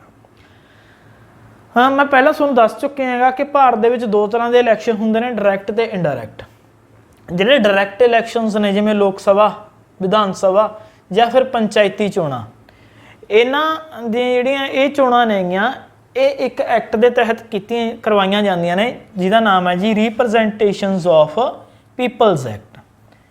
ਇਹਦੇ ਤਹਿਤ ਇਹ ਜਿਹੜੀਆਂ ਵੋਟਾਂ ਨੇ ਉਹ ਕਰਵਾਈਆਂ ਜਾਂਦੀਆਂ ਨੇਗੀਆਂ ਜਿਹਦੇ ਵਿੱਚ ਲੋਕਾਂ ਦੀ ਜਿਹੜੀ ਰਿਪਰੈਜ਼ੈਂਟੇਸ਼ਨ ਹੈ ਉਹ ਦੇਖਣ ਨੂੰ ਸਾਨੂੰ ਮਿਲਦੀ ਹੈ, ਡਾਇਰੈਕਟ ਭਾਗੀਦਾਰੀ ਉਹਨਾਂ ਦੀ ਹੁੰਦੀ ਹੈ। ਤੇ ਇਹਦੇ ਵਿੱਚ ਫਸਟ ਪਾਸਟ ਦਾ ਪੋਸਟ ਜਿਹੜਾ ਸਭ ਤੋਂ ਪਹਿਲਾਂ ਜੇਤੂ ਆਂਕੜਾ ਪ੍ਰਾਪਤ ਕਰ ਲੈਂਦਾ ਉਸ ਨੂੰ ਜੇਤੂ ਕਰਾਰ ਦਿੱਤਾ ਜਾਂਦਾ। ਇਹ ਨਿਯਮ ਹੈ ਜਿਹੜਾ ਉਹ ਲਾਗੂ ਹੁੰਦਾ ਹੈ। ਪਰ ਜੇ ਅਸੀਂ ਗੱਲ ਕਰੀਏ ਰਾਸ਼ਟਰਪਤੀ ਦੀਆਂ ਚੋਣਾਂ ਦੇ ਵਿੱਚ ਜਾਂ ਰਾਜ ਸਭਾ ਦੀਆਂ ਚੋਣਾਂ ਦੇ ਵਿੱਚ ਤਾਂ ਇਹ ਜਿਹੜਾ ਕਾਨੂੰਨ ਹੈ ਉਹ ਉੱਥੇ ਕੰਮ ਨਹੀਂ ਕਰਦਾ। ਇਹਦੇ ਲਈ ਇੱਕ ਅਲੱਗ ਕਾਨੂੰਨ ਹੈਗਾ ਜਿਸ ਦਾ ਨਾਮ ਹੈ ਜੀ ਪ੍ਰੈਜ਼ੀਡੈਂਸ਼ੀਅਲ ਇਲੈਕਸ਼ਨ ਐਕਟ 1952। ਇਹ 1952 ਦੇ ਵਿੱਚ ਇੱਕ ਐਕਟ ਬਣਾਇਆ ਗਿਆ ਸੀਗਾ, ਪ੍ਰੈਜ਼ੀਡੈਂਸ਼ੀਅਲ ਇਲੈਕਸ਼ਨ ਐਕਟ। ਕਿਉਂ ਬਣਾਇਆ ਗਿਆ ਸੀਗਾ? ਸਾਡੀ ਸੰਸਦ ਨੇ ਬਣਾਇਆ ਸੀ ਕਿਉਂਕਿ ਆਰਟੀਕਲ 71 ਦੇ ਵਿੱਚ ਸਾਡੀ ਸੰਸਦ ਨੂੰ ਇਹ ਪਾਵਰ ਦਿੱਤੀ ਹੋਈ ਹੈਗੀ ਕਿ ਉਹ ਪ੍ਰੈਜ਼ੀਡੈਂਟ ਇਲੈਕਸ਼ਨਸ ਦੇ ਲਈ ਕਾਨੂੰਨ ਬਣਾ ਸਕਦੀ ਹੈ। ਤਾਂ ਉਹਨਾਂ ਨੇ 1952 ਦੇ ਵਿੱਚ ਇੱਕ ਅਲੱਗ ਜਿਹੜਾ ਐਕਟ ਹੈ ਉਹ ਬਣਾ ਦਿੱਤਾ ਸੀਗਾ ਜਿਸ ਨੂੰ ਪ੍ਰੈਜ਼ੀਡੈਂਸ਼ੀਅਲ ਇਲੈਕਸ਼ਨ ਐਕਟ ਕਿਹਾ ਜਾਂਦਾ ਹੈਗਾ। ਤੇ ਇਹਦੇ ਵਿੱਚ ਸਮੇਂ-ਸਮੇਂ ਦੇ ਦੌਰਾਨ ਕੁਝ ਅਮੈਂਡਮੈਂਟਸ ਵੀ ਹੋਈਆਂ ਨੇ, ਜਿਵੇਂ 1974 ਦੇ ਵਿੱਚ, 1977 ਦੇ ਵਿੱਚ, 1997 ਦੇ ਵਿੱਚ ਕੁਝ ਸੰਸ਼ੋਧਨ ਹੋਏ ਨੇਗੇ। ਸੰਸ਼ੋਧਨ ਕੀ ਹੋਏ ਨੇ? ਕਿਉਂਕਿ 1974 ਤੋਂ ਪਹਿਲਾਂ ਦੀ ਜੇ ਅਸੀਂ ਗੱਲ ਕਰੀਏ ਤਾਂ ਭਾਰਤ ਦੇ ਵਿੱਚ ਕੋਈ ਵੀ ਵਿਅਕਤੀ ਹੈ ਜਿਹੜਾ ਉਹ ਰਾਸ਼ਟਰਪਤੀ ਦੀਆਂ ਚੋਣਾਂ ਦੇ ਵਿੱਚ ਖੜਾ ਹੋ ਜਾਂਦਾ ਹੁੰਦਾ ਸੀਗਾ। ਤੇ ਚੋਣਾਂ ਦੇ ਵਿੱਚ ਖੜਾ ਹੋਣ ਦੇ ਲਈ ਉਸਨੂੰ 4 ਲੋਕਾਂ ਦੀ ਲੋੜ ਪੈਂਦੀ ਹੁੰਦੀ ਸੀ, 4 ਵਿਅਕਤੀਆਂ ਦੀ ਲੋੜ ਪੈਂਦੀ ਹੁੰਦੀ ਸੀ। 2 ਪ੍ਰਪੋਜ਼ਰ ਮੀਨਸ ਜਿਹੜੇ ਉਸਦਾ ਨਾਮ ਪ੍ਰਪੋਜ਼ ਕਰਨ ਵੀ ਇਹ ਵੋਟਾਂ ਦੇ ਵਿੱਚ ਖੜਾ ਹੋਣਾ ਚਾਹੁੰਦਾ ਹੈਗਾ, ਇਸ ਵਿਅਕਤੀ ਨੂੰ ਵੋਟਾਂ ਦੇ ਵਿੱਚ ਖੜਾ ਕੀਤਾ ਜਾਵੇ। 2 ਸੈਕੰਡ ਜਿਹੜੇ ਉਸਨੂੰ ਸੈਕੰਡ ਕਰਨ। ठीक है जी। तो ये व्यक्ति वो होने चाहिए ने ਜਿਹੜੇ कि राष्ट्रपति ਦੀਆਂ ਵੋਟਾਂ ਦੇ ਵਿੱਚ हाँ राष्ट्रपति ਦੀਆਂ ਚੋਣਾਂ ਦੇ ਵਿੱਚ ਵੋਟ ਪਾ ਸਕਦੇ ਨੇਗੇ। कोई भी व्यक्ति किसी भी व्यक्ति ਨੂੰ प्रपोज नहीं कर सकता, सिर्फ वही व्यक्ति प्रपोज कर सकते हैं किसी मैंबर ਨੂੰ ਜਿਹੜੇ ਵੋਟਰਸ ਨੇ राष्ट्रपति ਦੀਆਂ ਚੋਣਾਂ ਦੇ ਵਿੱਚ। ਤਾਂ 2-2 ਦੀ ਗਿਣਤੀ ਸੀ ਉਦੋਂ, 2 ਪ੍ਰਪੋਜ਼ਰ 2 ਸੈਕਿੰਡ। ਪਰ ਇਹ ਹੁੰਦਾ ਸੀ ਦੇਖਣ ਨੂੰ ਮਿਲਿਆ ਸੀ ਕਿ ਬਹੁਤ ਸਾਰੇ ਜਿਹੜੇ ਲੋਕ ਸੀ ਉਹ ਪ੍ਰੈਜ਼ੀਡੈਂਟ ਇਲੈਕਸ਼ਨ ਦੇ ਵਿੱਚ ਖੜੇ ਹੋ ਜਾਂਦੇ ਸੀਗੇ। ਮੈਂਬਰਾਂ ਦੀ ਗਿਣਤੀ ਇੰਨੀ ਹੋ ਜਾਂਦੀ ਸੀ ਕਿ ਜਿਹੜਾ ਮਾਮਲਾ ਹੈਗਾ ਉਹ ਥੋੜਾ ਕਨਫਿਊਜ਼ਿੰਗ ਹੋ ਜਾਂਦਾ ਸੀਗਾ, ਕਿਉਂਕਿ ਕਈ ਲੋਕ ਇਸ ਤਰ੍ਹਾਂ ਦੇ ਸੀ ਜਿਨ੍ਹਾਂ ਨੂੰ 1 ਵੋਟ 2 ਵੋਟ 0 ਵੋਟ ਇਸ ਤਰ੍ਹਾਂ ਨਾਲ ਮਿਲਦੀਆਂ ਸੀ, ਪਰ ਉਹ ਬਾਰ-ਬਾਰ ਵੋਟਾਂ ਦੇ ਵਿੱਚ ਖੜੇ ਹੁੰਦੇ ਰਹੇ। ਜਿਵੇਂ ਇਸ ਤਰ੍ਹਾਂ ਦੀ ਇੱਕ ਐਗਜ਼ਾਮਪਲ ਹੈ, ਹਰੀ ਰਾਮ ਨਾਮ ਦੇ ਇੱਕ ਵਿਅਕਤੀ ਸੀਗੇ ਜਿਹੜੇ ਕਿ ਵੋਟਾਂ ਦੇ ਵਿੱਚ ਲਗਾਤਾਰ ਖੜੇ ਹੋ ਰਹੇ ਸੀ 1952 ਤੋਂ ਲੈ ਕੇ। ਚੌਥੀ ਵਾਰ ਜਦੋਂ ਉਹਨਾਂ ਨੂੰ 0 ਵੋਟ ਮਿਲੀ ਇਲੈਕਸ਼ਨਸ ਦੇ ਵਿੱਚ, ਤਾਂ ਉਸ ਤੋਂ ਬਾਅਦ ਉਹਨਾਂ ਨੇ ਵੋਟਾਂ ਦੇ ਵਿੱਚ ਖੜਾ ਹੋਣਾ ਬੰਦ ਕੀਤਾ ਸੀ। ਤਾਂ 1974 ਦੇ ਵਿੱਚ ਇਹ ਅਮੈਂਡਮੈਂਟ ਕੀਤੀ ਗਈ ਕਿ ਜਿਹੜਾ ਵੀ ਵਿਅਕਤੀ ਪ੍ਰੈਜ਼ੀਡੈਂਸ਼ੀਅਲ ਇਲੈਕਸ਼ਨ ਦੇ ਵਿੱਚ ਖੜਾ ਹੋਵੇਗਾ ਉਸ ਦੇ 10 ਪ੍ਰਪੋਜ਼ਰ ਤੇ 10 ਸੈਕਿੰਡ ਹੋਣੇ ਚਾਹੀਦੇ ਆ। ਪਰ 1997 ਦੇ ਵਿੱਚ ਇਹਨਾਂ ਦੀ ਗਿਣਤੀ ਨੂੰ ਇੱਕ ਅਮੈਂਡਮੈਂਟ ਦੇ ਰਾਹੀਂ ਵਧਾ ਦਿੱਤਾ ਗਿਆ ਕਿ ਜਿਹੜਾ ਵਿਅਕਤੀ ਖੜਾ ਹੋਊਗਾ ਉਸ ਦੇ 50 ਪ੍ਰਪੋਜ਼ਰ ਤੇ 50 ਸੈਕਿੰਡ ਹੋਣੇ ਚਾਹੀਦੇ ਨੇਗੇ। ਤਾਂ ਇਹ ਸਾਰੀ ਇੰਟਰੋਡਕਸ਼ਨ ਸੀ ਸਾਡੇ ਇਸ video the presidential elections in India, ਜਿਹਦੇ ਵਿੱਚ ਅਸੀਂ ਗੱਲ ਕਰੀਏ ਕਿ ਇਸ ਦੀ ਜਿਹੜੀ ਜਾਣਕਾਰੀ ਹੈ ਉਹ ਸਾਨੂੰ ਕਿੱਥੋਂ ਮਿਲਦੀ ਹੈ। ਸੰਵਿਧਾਨ ਤੋਂ, ਐਕਟਾਂ ਤੋਂ, ਰੂਲਸ ਤੋਂ ਮਿਲਦੀ ਹੈ। ਸੰਵਿਧਾਨ ਦੇ ਭਾਗ 5ਵੇਂ ਤੋਂ ਮਿਲਦੀ ਹੈ, ਜਿਹਦੇ ਵਿੱਚ ਕੁਝ ਚੈਪਟਰ 1 ਦੇ ਸਬ ਚੈਪਟਰਸ ਨੇ। ਮੇਨ ਆਰਟੀਕਲ ਇਹ ਨੇ, ਇਹ ਸਾਨੂੰ ਆਰਟੀਕਲ ਕੀ ਦੱਸਦੇ ਨੇ ਸਾਰਾ ਅਸੀਂ ਡਿਸਕਸ ਕਰ ਲਿਆ ਹੈਗਾ। ਵੋਟਾਂ ਨੂੰ ਲੈ ਕੇ 2 ਐਕਟ ਬਣਾਏ ਗਏ ਨੇ ਸਾਡੇ ਦੇਸ਼ ਦੇ ਵਿੱਚ, ਰਿਪਰੈਜ਼ੈਂਟੇਸ਼ਨਸ ਆਫ ਪੀਪਲ ਐਕਟ ਜਿਹਦੇ ਰਾਹੀਂ ਲੋਕ ਸਭਾ, ਵਿਧਾਨ ਸਭਾ ਤੇ ਪੰਚਾਇਤੀ ਚੋਣਾਂ ਹੁੰਦੀਆਂ ਨੇ, ਤੇ ਪ੍ਰੈਜ਼ੀਡੈਂਸ਼ੀਅਲ ਇਲੈਕਸ਼ਨ ਐਕਟ 1952 ਜਿਹਦੇ ਤਹਿਤ ਸਾਡੇ ਰਾਸ਼ਟਰਪਤੀ ਦੀਆਂ ਚੋਣਾਂ ਨੇ ਜਿਹੜੀਆਂ ਉਹ ਕਰਵਾਈਆਂ ਜਾਂਦੀਆਂ ਨੇ। ਤੇ ਇਸ ਐਕਟ ਦੇ ਵਿੱਚ ਸਮੇਂ-ਸਮੇਂ ਦੌਰਾਨ ਕਿਹੜੇ-ਕਿਹੜੇ ਸੰਸ਼ੋਧਨ ਕੀਤੇ ਗਏ ਉਹਨਾਂ ਸੰਸ਼ੋਧਨਾਂ ਦੀ ਅਸੀਂ ਗੱਲ ਕੀਤੀ ਹੈਗੀ। ਤਾਂ ਇਸ ਤੋਂ ਬਾਅਦ ਵਧਦੇ ਹਾਂ ਵੀਡੀਓਜ਼ ਦੇ ਵਿੱਚ ਅੱਗੇ ਵਧਣ ਤੋਂ ਪਹਿਲਾਂ ਇੱਕ ਛੋਟੀ ਜਿਹੀ ਰਿਕੁਐਸਟ ਇਹ ਹੈ ਕਿ ਸਬਸਕ੍ਰਾਈਬ ਕਰੋ ਸਾਡਾ ਚੈਨਲ ਗਗਨ ਐਜੂਕੇਸ਼ਨ, ਇਸ ਨੂੰ ਸ਼ੇਅਰ ਵੀ ਕਰਦੇ ਰਿਹਾ ਕਰੋ, ਕਿਉਂਕਿ ਬਹੁਤ ਸਾਰੀਆਂ ਜਿਹੜੀਆਂ ਮਾਸਟਰ ਕੇਡਰ ਨਾਲ ਸੰਬੰਧਿਤ ਵੀਡੀਓਜ਼ ਨੇ ਉਹ ਅਸੀਂ ਆਪਣੇ ਚੈਪਟਰ ਦੇ ਵਿੱਚ ਪਾ ਰਹੇ ਹੈਗੇ। NCERT ਨੂੰ ਅਸੀਂ ਪੰਜਾਬੀ ਦੇ ਵਿੱਚ ਕਰਵਾ ਰਹੇ ਹੈਗੇ, ਕਿਉਂਕਿ ਪੰਜਾਬੀ ਦੇ ਵਿੱਚ ਸ਼ਾਇਦ ਹੀ ਕੋਈ ਚੈਨਲ ਜਿਹੜਾ NCERT ਕਰਵਾਉਂਦਾ ਹੋਵੇ। ਤੇ ਹੋਰ ਵੀ ਕਰੰਟ ਇਸ਼ੂਜ਼ ਜਿਹੜੇ ਚੱਲਦੇ ਨੇ ਉਹਨਾਂ ਨੂੰ ਲੈ ਕੇ ਅਸੀਂ ਤੁਹਾਡੇ ਸਾਹਮਣੇ ਹਾਜ਼ਰ ਹੁੰਦੇ ਹਾਂ ਪੰਜਾਬੀ ਦੇ ਵਿੱਚ, ਤਾਂ ਕਿ ਤੁਹਾਨੂੰ ਪੰਜਾਬੀ ਦੇ ਵਿੱਚ ਆਸਾਨੀ ਨਾਲ ਇਹਨਾਂ ਚੀਜ਼ਾਂ ਦੀ ਸਮਝ ਆ ਜਾਵੇ। ਕਿ ਅਸੀਂ ਹਿੰਦੀ 'ਚ ਵੀ ਬਣਾ ਸਕਦੇ ਸੀਗੇ, ਸਾਨੂੰ ਵਿਊਅਰਸ ਵੀ ਜ਼ਿਆਦਾ ਮਿਲ ਸਕਦੇ ਨੇ ਹਿੰਦੀ ਦੇ ਵਿੱਚ, ਪਰ ਪੰਜਾਬੀ ਦੇ ਵਿੱਚ ਅਸੀਂ ਤਾਂ ਬਣਾਉਂਦੇ ਹਾਂ ਤਾਂ ਕਿ ਸਾਡੇ ਜਿਹੜੇ ਵਿਊਅਰਸ ਨੇ ਉਹਨਾਂ ਨੂੰ ਜਿੰਨੇ ਵੀ ਇਸ਼ੂ ਨੇ, ਜਿੰਨੀਆਂ ਵੀ ਟੌਪਿਕਸ ਨੇ ਉਹਨਾਂ ਦੀ ਬਹੁਤ ਵਧੀਆ ਤਰੀਕੇ ਨਾਲ ਸਮਝ ਆ ਜਾਵੇ। ਹਾਂਜੀ, ਹੁਣ ਅਸੀਂ ਗੱਲ ਕਰਦੇ ਹਾਂ ਕੀ ਪੁਆਇੰਟਸ ਦੀ। ਪ੍ਰੈਜ਼ੀਡੈਂਸ਼ੀਅਲ ਇਲੈਕਸ਼ਨ ਦੇ ਵਿੱਚ ਕਿਹੜੇ-ਕਿਹੜੇ ਕੀ ਪੁਆਇੰਟਸ ਨੇ ਤੇ ਉਹਨਾਂ ਨੂੰ ਸਮਝਾਂਗੇ ਅਸੀਂ, ਤੇ ਉਸ ਤੋਂ ਉਹਨਾਂ ਦੇ ਰਾਹੀਂ ਸਾਨੂੰ ਪ੍ਰੈਜ਼ੀਡੈਂਟ ਜਿਹੜਾ ਇਲੈਕਸ਼ਨ ਹੈ ਉਹਦੇ ਬਾਰੇ ਜ਼ਿਆਦਾ ਜਾਣਕਾਰੀ ਮਿਲੇਗੀ, ਸਮਝ ਆਵੇਗੀ। ਇਹਦੇ ਜਿਹੜੇ ਕੀ ਪੁਆਇੰਟਸ ਨੇ ਉਹ ਨੇਗੇ, ਸਭ ਤੋਂ ਪਹਿਲਾਂ ਹੈਗਾ ਕਿ ਇਹ ਜਿਹੜਾ ਇਲੈਕਸ਼ਨ ਹੈ ਉਹ ਇਨਡਾਇਰੈਕਟ ਇਲੈਕਸ਼ਨ ਹੈ। ਇਹ ਪਹਿਲਾਂ ਅਸੀਂ ਗੱਲ ਕਰ ਚੁੱਕੇ ਹਾਂਗੇ ਕਿ ਜਿਹੜਾ ਰਾਸ਼ਟਰਪਤੀ ਦੀ ਚੋਣ ਸਾਡੇ ਦੇਸ਼ ਦੇ ਵਿੱਚ ਕੀਤੀ ਜਾਂਦੀ ਹੈ ਉਹ ਸਿੱਧੇ ਤੌਰ 'ਤੇ ਕੀਤੀ ਜਾਂਦੀ ਹੈ, ਲੋਕਾਂ ਦੀ ਉਹਦੇ ਵਿੱਚ ਡਾਇਰੈਕਟ ਜਿਹੜੀ ਭਾਗੀਦਾਰੀ ਆ ਉਹ ਨਹੀਂ ਹੁੰਦੀ। ਜਨਤਾ ਸਿੱਧੇ ਤੌਰ 'ਤੇ ਵੋਟਿੰਗ ਨਹੀਂ ਕਰਦੀ। ਵੋਟਿੰਗ ਕੌਣ ਕਰਦਾ ਹੈਗਾ? ਇੱਕ ਨਿਰਵਾਚਕ ਮੰਡਲ ਹੈ ਜਿਹੜਾ ਉਸ ਦੇ ਦੁਆਰਾ ਵੋਟਿੰਗ ਕੀਤੀ ਜਾਂਦੀ ਹੈ, ਜਿਸ ਨੂੰ ਇੰਗਲਿਸ਼ ਦੇ ਵਿੱਚ ਇਲੈਕਟੋਰਲ ਕਾਲਜ ਕਿਹਾ ਜਾਂਦਾ ਹੈਗਾ। ਜਨਤਾ ਦੇ ਬਿਹਾਫ 'ਤੇ ਇਹ ਜਿਹੜਾ ਇਲੈਕਟੋਰਲ ਕਾਲਜ ਆ ਉਹ ਵੋਟ ਕਰਦਾ ਹੈਗਾ। ਉਸ ਤੋਂ ਬਾਅਦ ਸੈਕਿੰਡ ਜਿਹੜਾ ਕੀ ਪੁਆਇੰਟ ਹੈ ਇਸ ਦੇ ਵਿੱਚ ਉਹ ਇਹ ਹੈ ਜੀ ਕਿ ਪ੍ਰਪੋਰਸ਼ਨਲ ਰਿਪਰੈਜ਼ੈਂਟੇਸ਼ਨ ਸਿਸਟਮ ਹੈ। ਪ੍ਰਪੋਰਸ਼ਨਲ ਰਿਪਰੈਜ਼ੈਂਟੇਸ਼ਨ ਸਿਸਟਮ ਜਿਹਨੂੰ ਪੰਜਾਬੀ 'ਚ ਅਨੁਪਾਤਿਕ ਪ੍ਰਤੀਨਿਧਿਤਵ ਦੀ ਵਿਵਸਥਾ ਕਿਹਾ ਗਿਆ ਹੈਗਾ, ਕਿਉਂਕਿ ਜਿਹੜੀਆਂ ਡਾਇਰੈਕਟ ਚੋਣਾਂ ਹੁੰਦੀਆਂ ਨੇਗੀਆਂ, ਡਾਇਰੈਕਟ ਚੋਣਾਂ ਦੇ ਵਿੱਚ ਕੀ ਹੁੰਦਾ ਹੈਗਾ ਕਿ ਇੱਕ ਖੇਤਰ ਦੇ ਵਿੱਚ ਜਿੰਨੇ ਲੋਕ ਰਹਿੰਦੇ ਨੇਗੇ ਉਹਦੇ ਵਿੱਚੋਂ ਜਿਹੜੇ ਲੋਕਾਂ ਦੀ ਜ਼ਿਆਦਾ ਮੈਜੋਰਟੀ ਹੈ ਉਸ ਮੈਜੋਰਟੀ ਦਾ ਜਿਹੜਾ ਮੈਂਬਰ ਹੈ ਉਸ ਦੇ ਜਿੱਤਣ ਦੀ ਉਮੀਦ ਜ਼ਿਆਦਾ ਹੁੰਦੀ ਹੈ। क्योंकि हरेक व्यक्ति लगभग अपनी जिहड़ी कैटागरी है उसके व्यक्ति नूं ही वोट करता है। तो जिहड़ी प्रोपोर्शनल रिप्रजेंटेशन सिस्टम है ये इसलिए बनाया गया सीगा कि सारियां जिहड़ियां कैटागरीज नेगियां उन्हां नूं एक खास अनुपात दे विच रिप्रजेंटेशन मिले सरकार दे विच। तां जिहड़े बहुत संख्यक ने मेजोरिटी है या फिर मिनोरिटी है बहुत संख्यक तां इलैक्शन दे विच जितदे ही ने। तां अल्पसंख्यक दी भी जिहड़ी रिप्रजेंटेशन है ਉਹ ਵੋਟਾਂ ਦੇ ਵਿੱਚ ਬਣੀ ਰਹੇ। ਇਸ ਦੇ ਲਈ ਜਿਹੜਾ ਇਸ ਇਲੈਕਸ਼ਨ ਦੇ ਲਈ ਸਿਸਟਮ ਚੁਣਿਆ ਗਿਆ ਸੀਗਾ ਉਹ ਸੀ ਪ੍ਰੋਪੋਰਸ਼ਨਲ ਰਿਪਰੈਜ਼ੈਂਟੇਸ਼ਨ ਸਿਸਟਮ। ਇਸ ਨੂੰ ਅਸੀਂ ਅੱਗੇ ਸਮਝਾਂਗੇ ਚੰਗੀ ਤਰ੍ਹਾਂ। ਥਰਡ ਜਿਹੜਾ ਕੀ ਪੁਆਇੰਟ ਆ ਉਹ ਇਸ ਦਾ ਹੈਗਾ ਸਿੰਗਲ ਟਰਾਂਸਫਰੇਬਲ ਵੋਟ। ਪ੍ਰੈਜ਼ੀਡੈਂਸ਼ੀਅਲ ਇਲੈਕਸ਼ਨ ਦੇ ਵਿੱਚ ਜਿਹੜਾ ਇਲੈਕਟੋਰਲ ਕਾਲਜ ਹੁੰਦਾ ਹੈਗਾ ਨਿਰਵਾਚਕ ਮੰਡਲ ਹੁੰਦਾ ਉਸਦੇ ਜਿਹੜੇ ਮੈਂਬਰ ਹੁੰਦੇ ਨੇ ਉਹ ਸਿਰਫ ਇੱਕ ਵੋਟ ਕਰਦੇ ਨੇ। ਇੱਕ ਮੈਂਬਰ ਹੈ ਜਿਹੜਾ ਉਹ ਇੱਕ ਵੋਟ ਕਰੇਗਾ ਪਰ ਉਸ ਦੀ ਜਿਹੜੀ ਵੋਟ ਹੈ ਉਹ ਕੀ ਹੁੰਦੀ ਰਹੇਗੀ ਟਰਾਂਸਫਰ ਹੁੰਦੀ ਰਹੇਗੀ ਅੱਗੇ ਜਿੰਨਾ ਚਿਰ ਨਤੀਜੇ ਨਹੀਂ ਆ ਜਾਂਦੇ। ਇਸ ਨੂੰ ਵੀ ਅਸੀਂ ਐਗਜ਼ਾਮਪਲ ਦੇ ਰਾਹੀਂ ਬਾਅਦ 'ਚ ਸਮਝਾਂਗੇ। ਤੇ ਚੌਥਾ ਜਿਹੜਾ ਕੀ ਪੁਆਇੰਟਸ ਹੈ ਉਹ ਹੈਗਾ ਫੈਡਰਲ ਪ੍ਰਿੰਸੀਪਲ ਸੰਘਾਤਮਕ ਸਿਧਾਂਤ ਕਿ ਸਾਡਾ ਜਿਹੜਾ ਪ੍ਰੈਜ਼ੀਡੈਂਟ ਦੀਆਂ ਇਲੈਕਸ਼ਨਸ ਹੁੰਦੀਆਂ ਨੇ ਉਹ ਫੈਡਰਲ ਪ੍ਰਿੰਸੀਪਲ ਦੇ ਆਧਾਰ ਤੇ ਹੁੰਦੀਆਂ ਨੇ। ਤਾਂ ਇਸ ਨੂੰ ਵੀ ਅਸੀਂ ਸਮਝਦੇ ਹਾਂ ਕਿ ਫੈਡਰਲ ਪ੍ਰਿੰਸੀਪਲ ਹੁੰਦਾ ਕੀ ਹੈ। ਸਰਕਾਰਾਂ ਦੀ ਜੇ ਅਸੀਂ ਗੱਲ ਕਰੀਏ ਤਾਂ ਮੋਟੇ ਤੌਰ ਤੇ ਤਿੰਨ ਤਰ੍ਹਾਂ ਦੀਆਂ ਜਿਹੜੀਆਂ ਸਰਕਾਰਾਂ ਨੇ ਵਿਸ਼ਵ ਦੇ ਵਿੱਚ ਪਾਈਆਂ ਜਾਂਦੀਆਂ ਨੇ। ਡੈਮੋਕ੍ਰੈਟਿਕ ਜਿਨ੍ਹਾਂ ਨੂੰ ਅਸੀਂ ਕਹਿ ਦਿੰਦੇ ਹੈਗੇ, ਨੌਨ ਡੈਮੋਕ੍ਰੈਟਿਕ ਦੀ ਅਸੀਂ ਗੱਲ ਨਹੀਂ ਕਰਾਂਗੇ, ਤਾਨਾਸ਼ਾਹ ਸਰਕਾਰਾਂ ਦੀ ਗੱਲ ਨਹੀਂ ਕਰਾਂਗੇ। ਤਿੰਨ ਤਰ੍ਹਾਂ ਦੇ ਸਿਸਟਮ ਪਾਏ ਜਾਂਦੇ ਨੇ ਡੈਮੋਕ੍ਰੇਸੀ ਦੇ ਲਈ। ਸਭ ਤੋਂ ਪਹਿਲਾਂ ਹੈ ਯੂਨੀਅਨਸ ਜਿਹੜਾ ਕਿ ਯੂਨਾਈਟਿਡ ਕਿੰਗਡਮ ਦੇ ਵਿੱਚ ਚੱਲਦਾ ਹੈਗਾ। ਯੂਨੀਅਨਸ ਜਿੱਥੇ ਹੁੰਦੀਆਂ ਹੈਗੀ ਜਿੱਥੇ ਯੂਨੀਅਨ ਸਿਸਟਮ ਚੱਲਦਾ ਹੈਗਾ ਉੱਥੇ ਸਿਰਫ ਸੈਂਟਰਲ ਗਵਰਨਮੈਂਟ ਹੁੰਦੀ ਹੈਗੀ, ਕੇਂਦਰ ਸਰਕਾਰ ਹੁੰਦੀ ਹੈ, ਰਾਜ ਸਰਕਾਰ ਉੱਥੇ ਨਹੀਂ ਹੁੰਦੀ। ਤਾਂ ਸਾਰਾ ਕੰਮ ਹੈ ਜਿਹੜਾ ਉਹ ਸੈਂਟਰਲ ਗਵਰਨਮੈਂਟ ਦੇਖਦੀ ਹੈ। ਤਾਂ ਉੱਥੇ ਜਿਹੜਾ ਪ੍ਰੈਜ਼ੀਡੈਂਟ ਹੈ ਉਹ ਨਾ ਮਾਤਰ ਦੀ ਉਸਦੀ ਭੂਮਿਕਾ ਹੁੰਦੀ ਹੈ, ਉਸ ਨੂੰ ਸਿਰਫ ਚੁਣ ਲਿਆ ਜਾਂਦਾ ਹੈਗਾ, ਉਹ ਕੋਈ ਐਕਸ਼ਨ ਵਗੈਰਾ ਨਹੀਂ ਕਰਦਾ। ਫੈਡਰੇਸ਼ਨਸ ਦੂਸਰਾ, ਫੈਡਰੇਸ਼ਨਸ ਦੇ ਵਿੱਚ ਕੀ ਹੈਗਾ, ਫੈਡਰੇਸ਼ਨ USA ਦੇ ਵਿੱਚ ਹੈ, ਯੂਨਾਈਟਿਡ ਸਟੇਟਸ ਆਫ ਅਮਰੀਕਾ ਦੇ ਵਿੱਚ ਹੈ। ਇੱਥੇ ਕੀ ਹੁੰਦਾ ਹੈਗਾ ਕਿ ਜਿਹੜਾ ਸੰਘ ਬਣਦਾ ਹੈਗਾ, ਸੈਂਟਰ ਬਣਦਾ, ਉਹ ਰਾਜਾਂ ਦੀ ਸਹਿਮਤੀ ਦੇ ਨਾਲ ਬਣਦਾ। ਰਾਜ ਮਿਲ ਕੇ ਇੱਕ ਸੈਂਟਰ ਬਣਾ ਲੈਂਦੇ ਨੇ, ਸੰਘ ਬਣਾ ਲੈਂਦੇ ਨੇਗੇ। ਪਰ ਇਹਦੇ ਵਿੱਚ ਕੀ ਸ਼ਰਤ ਹੁੰਦੀ ਹੈ ਕਿ ਸੰਘ ਬਣਾ ਤਾਂ ਲੈਂਦੇ ਨੇ ਪਰ ਉਹ ਉਸ ਨੂੰ ਖਤਮ ਨਹੀਂ ਕਰ ਸਕਦੇ। ਜੇ ਖਤਮ ਕਰ ਦੇਣਗੇ ਤਾਂ ਉਹ ਕਨਫੈਡਰੇਸ਼ਨ ਹੋ ਗਿਆ ਜਿਹੜਾ ਕਿ ਵਿਸ਼ਵ ਦੇ ਵਿੱਚ ਅੱਜ ਕੱਲ੍ਹ ਕਿਤੇ ਵੀ ਪਾਇਆ ਨਹੀਂ ਜਾਂਦਾ।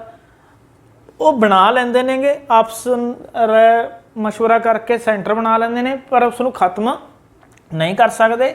ਪਰ ਉਹਨਾਂ ਦੀ ਜਿਹੜੀ ਪਾਵਰ ਹੁੰਦੀ ਹੈ, ਉਹਨਾਂ ਦੀ ਸ਼ਕਤੀ ਹੁੰਦੀ ਜਿਹੜੀ ਰਾਜਾਂ ਦੀ, ਉਹ ਸੈਂਟਰ ਤੋਂ ਜ਼ਿਆਦਾ ਹੁੰਦੀ ਹੈ ਕਿਉਂਕਿ ਉਸ ਦੇਸ਼ ਦੀਆਂ ਜਿਹੜੀਆਂ ਬਚੀਆਂ ਖੁਚੀਆਂ ਸ਼ਕਤੀਆਂ ਹੁੰਦੀਆਂ ਨੇ, ਰੈਜ਼ੀਡਿਊਲਸ ਪਾਵਰਸ ਹੁੰਦੀਆਂ ਨੇ, ਉਹ ਰਾਜਾਂ ਕੋਲ ਹੁੰਦੀਆਂ ਨੇ। ਰੈਜ਼ੀਡਿਊਲਸ ਪਾਵਰ ਕੀ ਹੁੰਦੀਆਂ ਨੇ?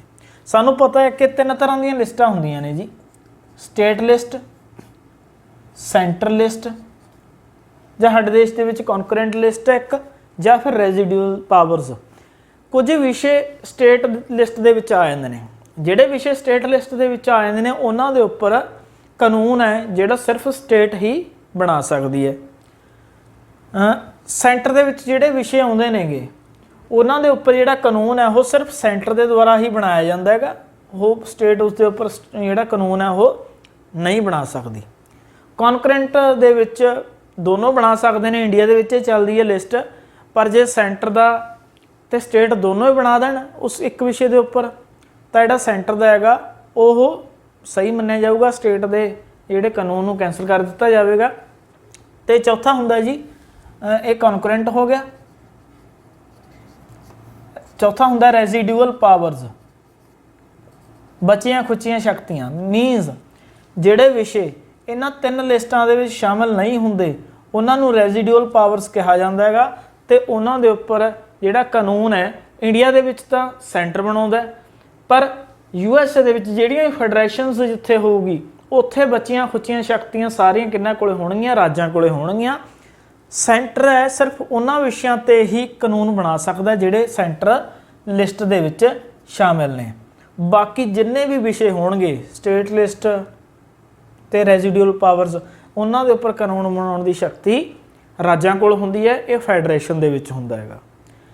ਤੇ ਇੰਡੀਆ ਹੈਗਾ ਜਿਹੜਾ ਉਹ ਮਿਸ਼ਰਣ ਹੈ ਦੋਨਾਂ ਚੀਜ਼ਾਂ ਦਾ, ਯੂਨੀਅਨ ਦਾ ਤੇ ਫੈਡਰੇਸ਼ਨ ਦਾ, ਕਿਉਂਕਿ ਯੂਨੀਅਨ ਦਾ ਸਾਡੇ ਤੇ ਬ੍ਰਿਟੇਨ ਦਾ ਰਾਜ ਰਿਹਾ ਹੈਗਾ, ਉਸ ਦਾ ਪ੍ਰਭਾਵ ਸਾਡੇ ਤੇ ਹੈ, ਤੇ ਡੈਮੋਕ੍ਰੇਸੀ ਸਾਡੇ ਦੇਸ਼ ਦੇ ਵਿੱਚ ਹੈਗੀ ਹੈ। ਇਸ ਕਰਕੇ ਅਸੀਂ USA ਤੋਂ ਵੀ ਕੁਝ ਚੀਜ਼ਾਂ ਲਈਆਂ ਨੇ, ਅਡੋਪਟ ਕੀਤੀਆਂ ਨੇਗੀਆਂ।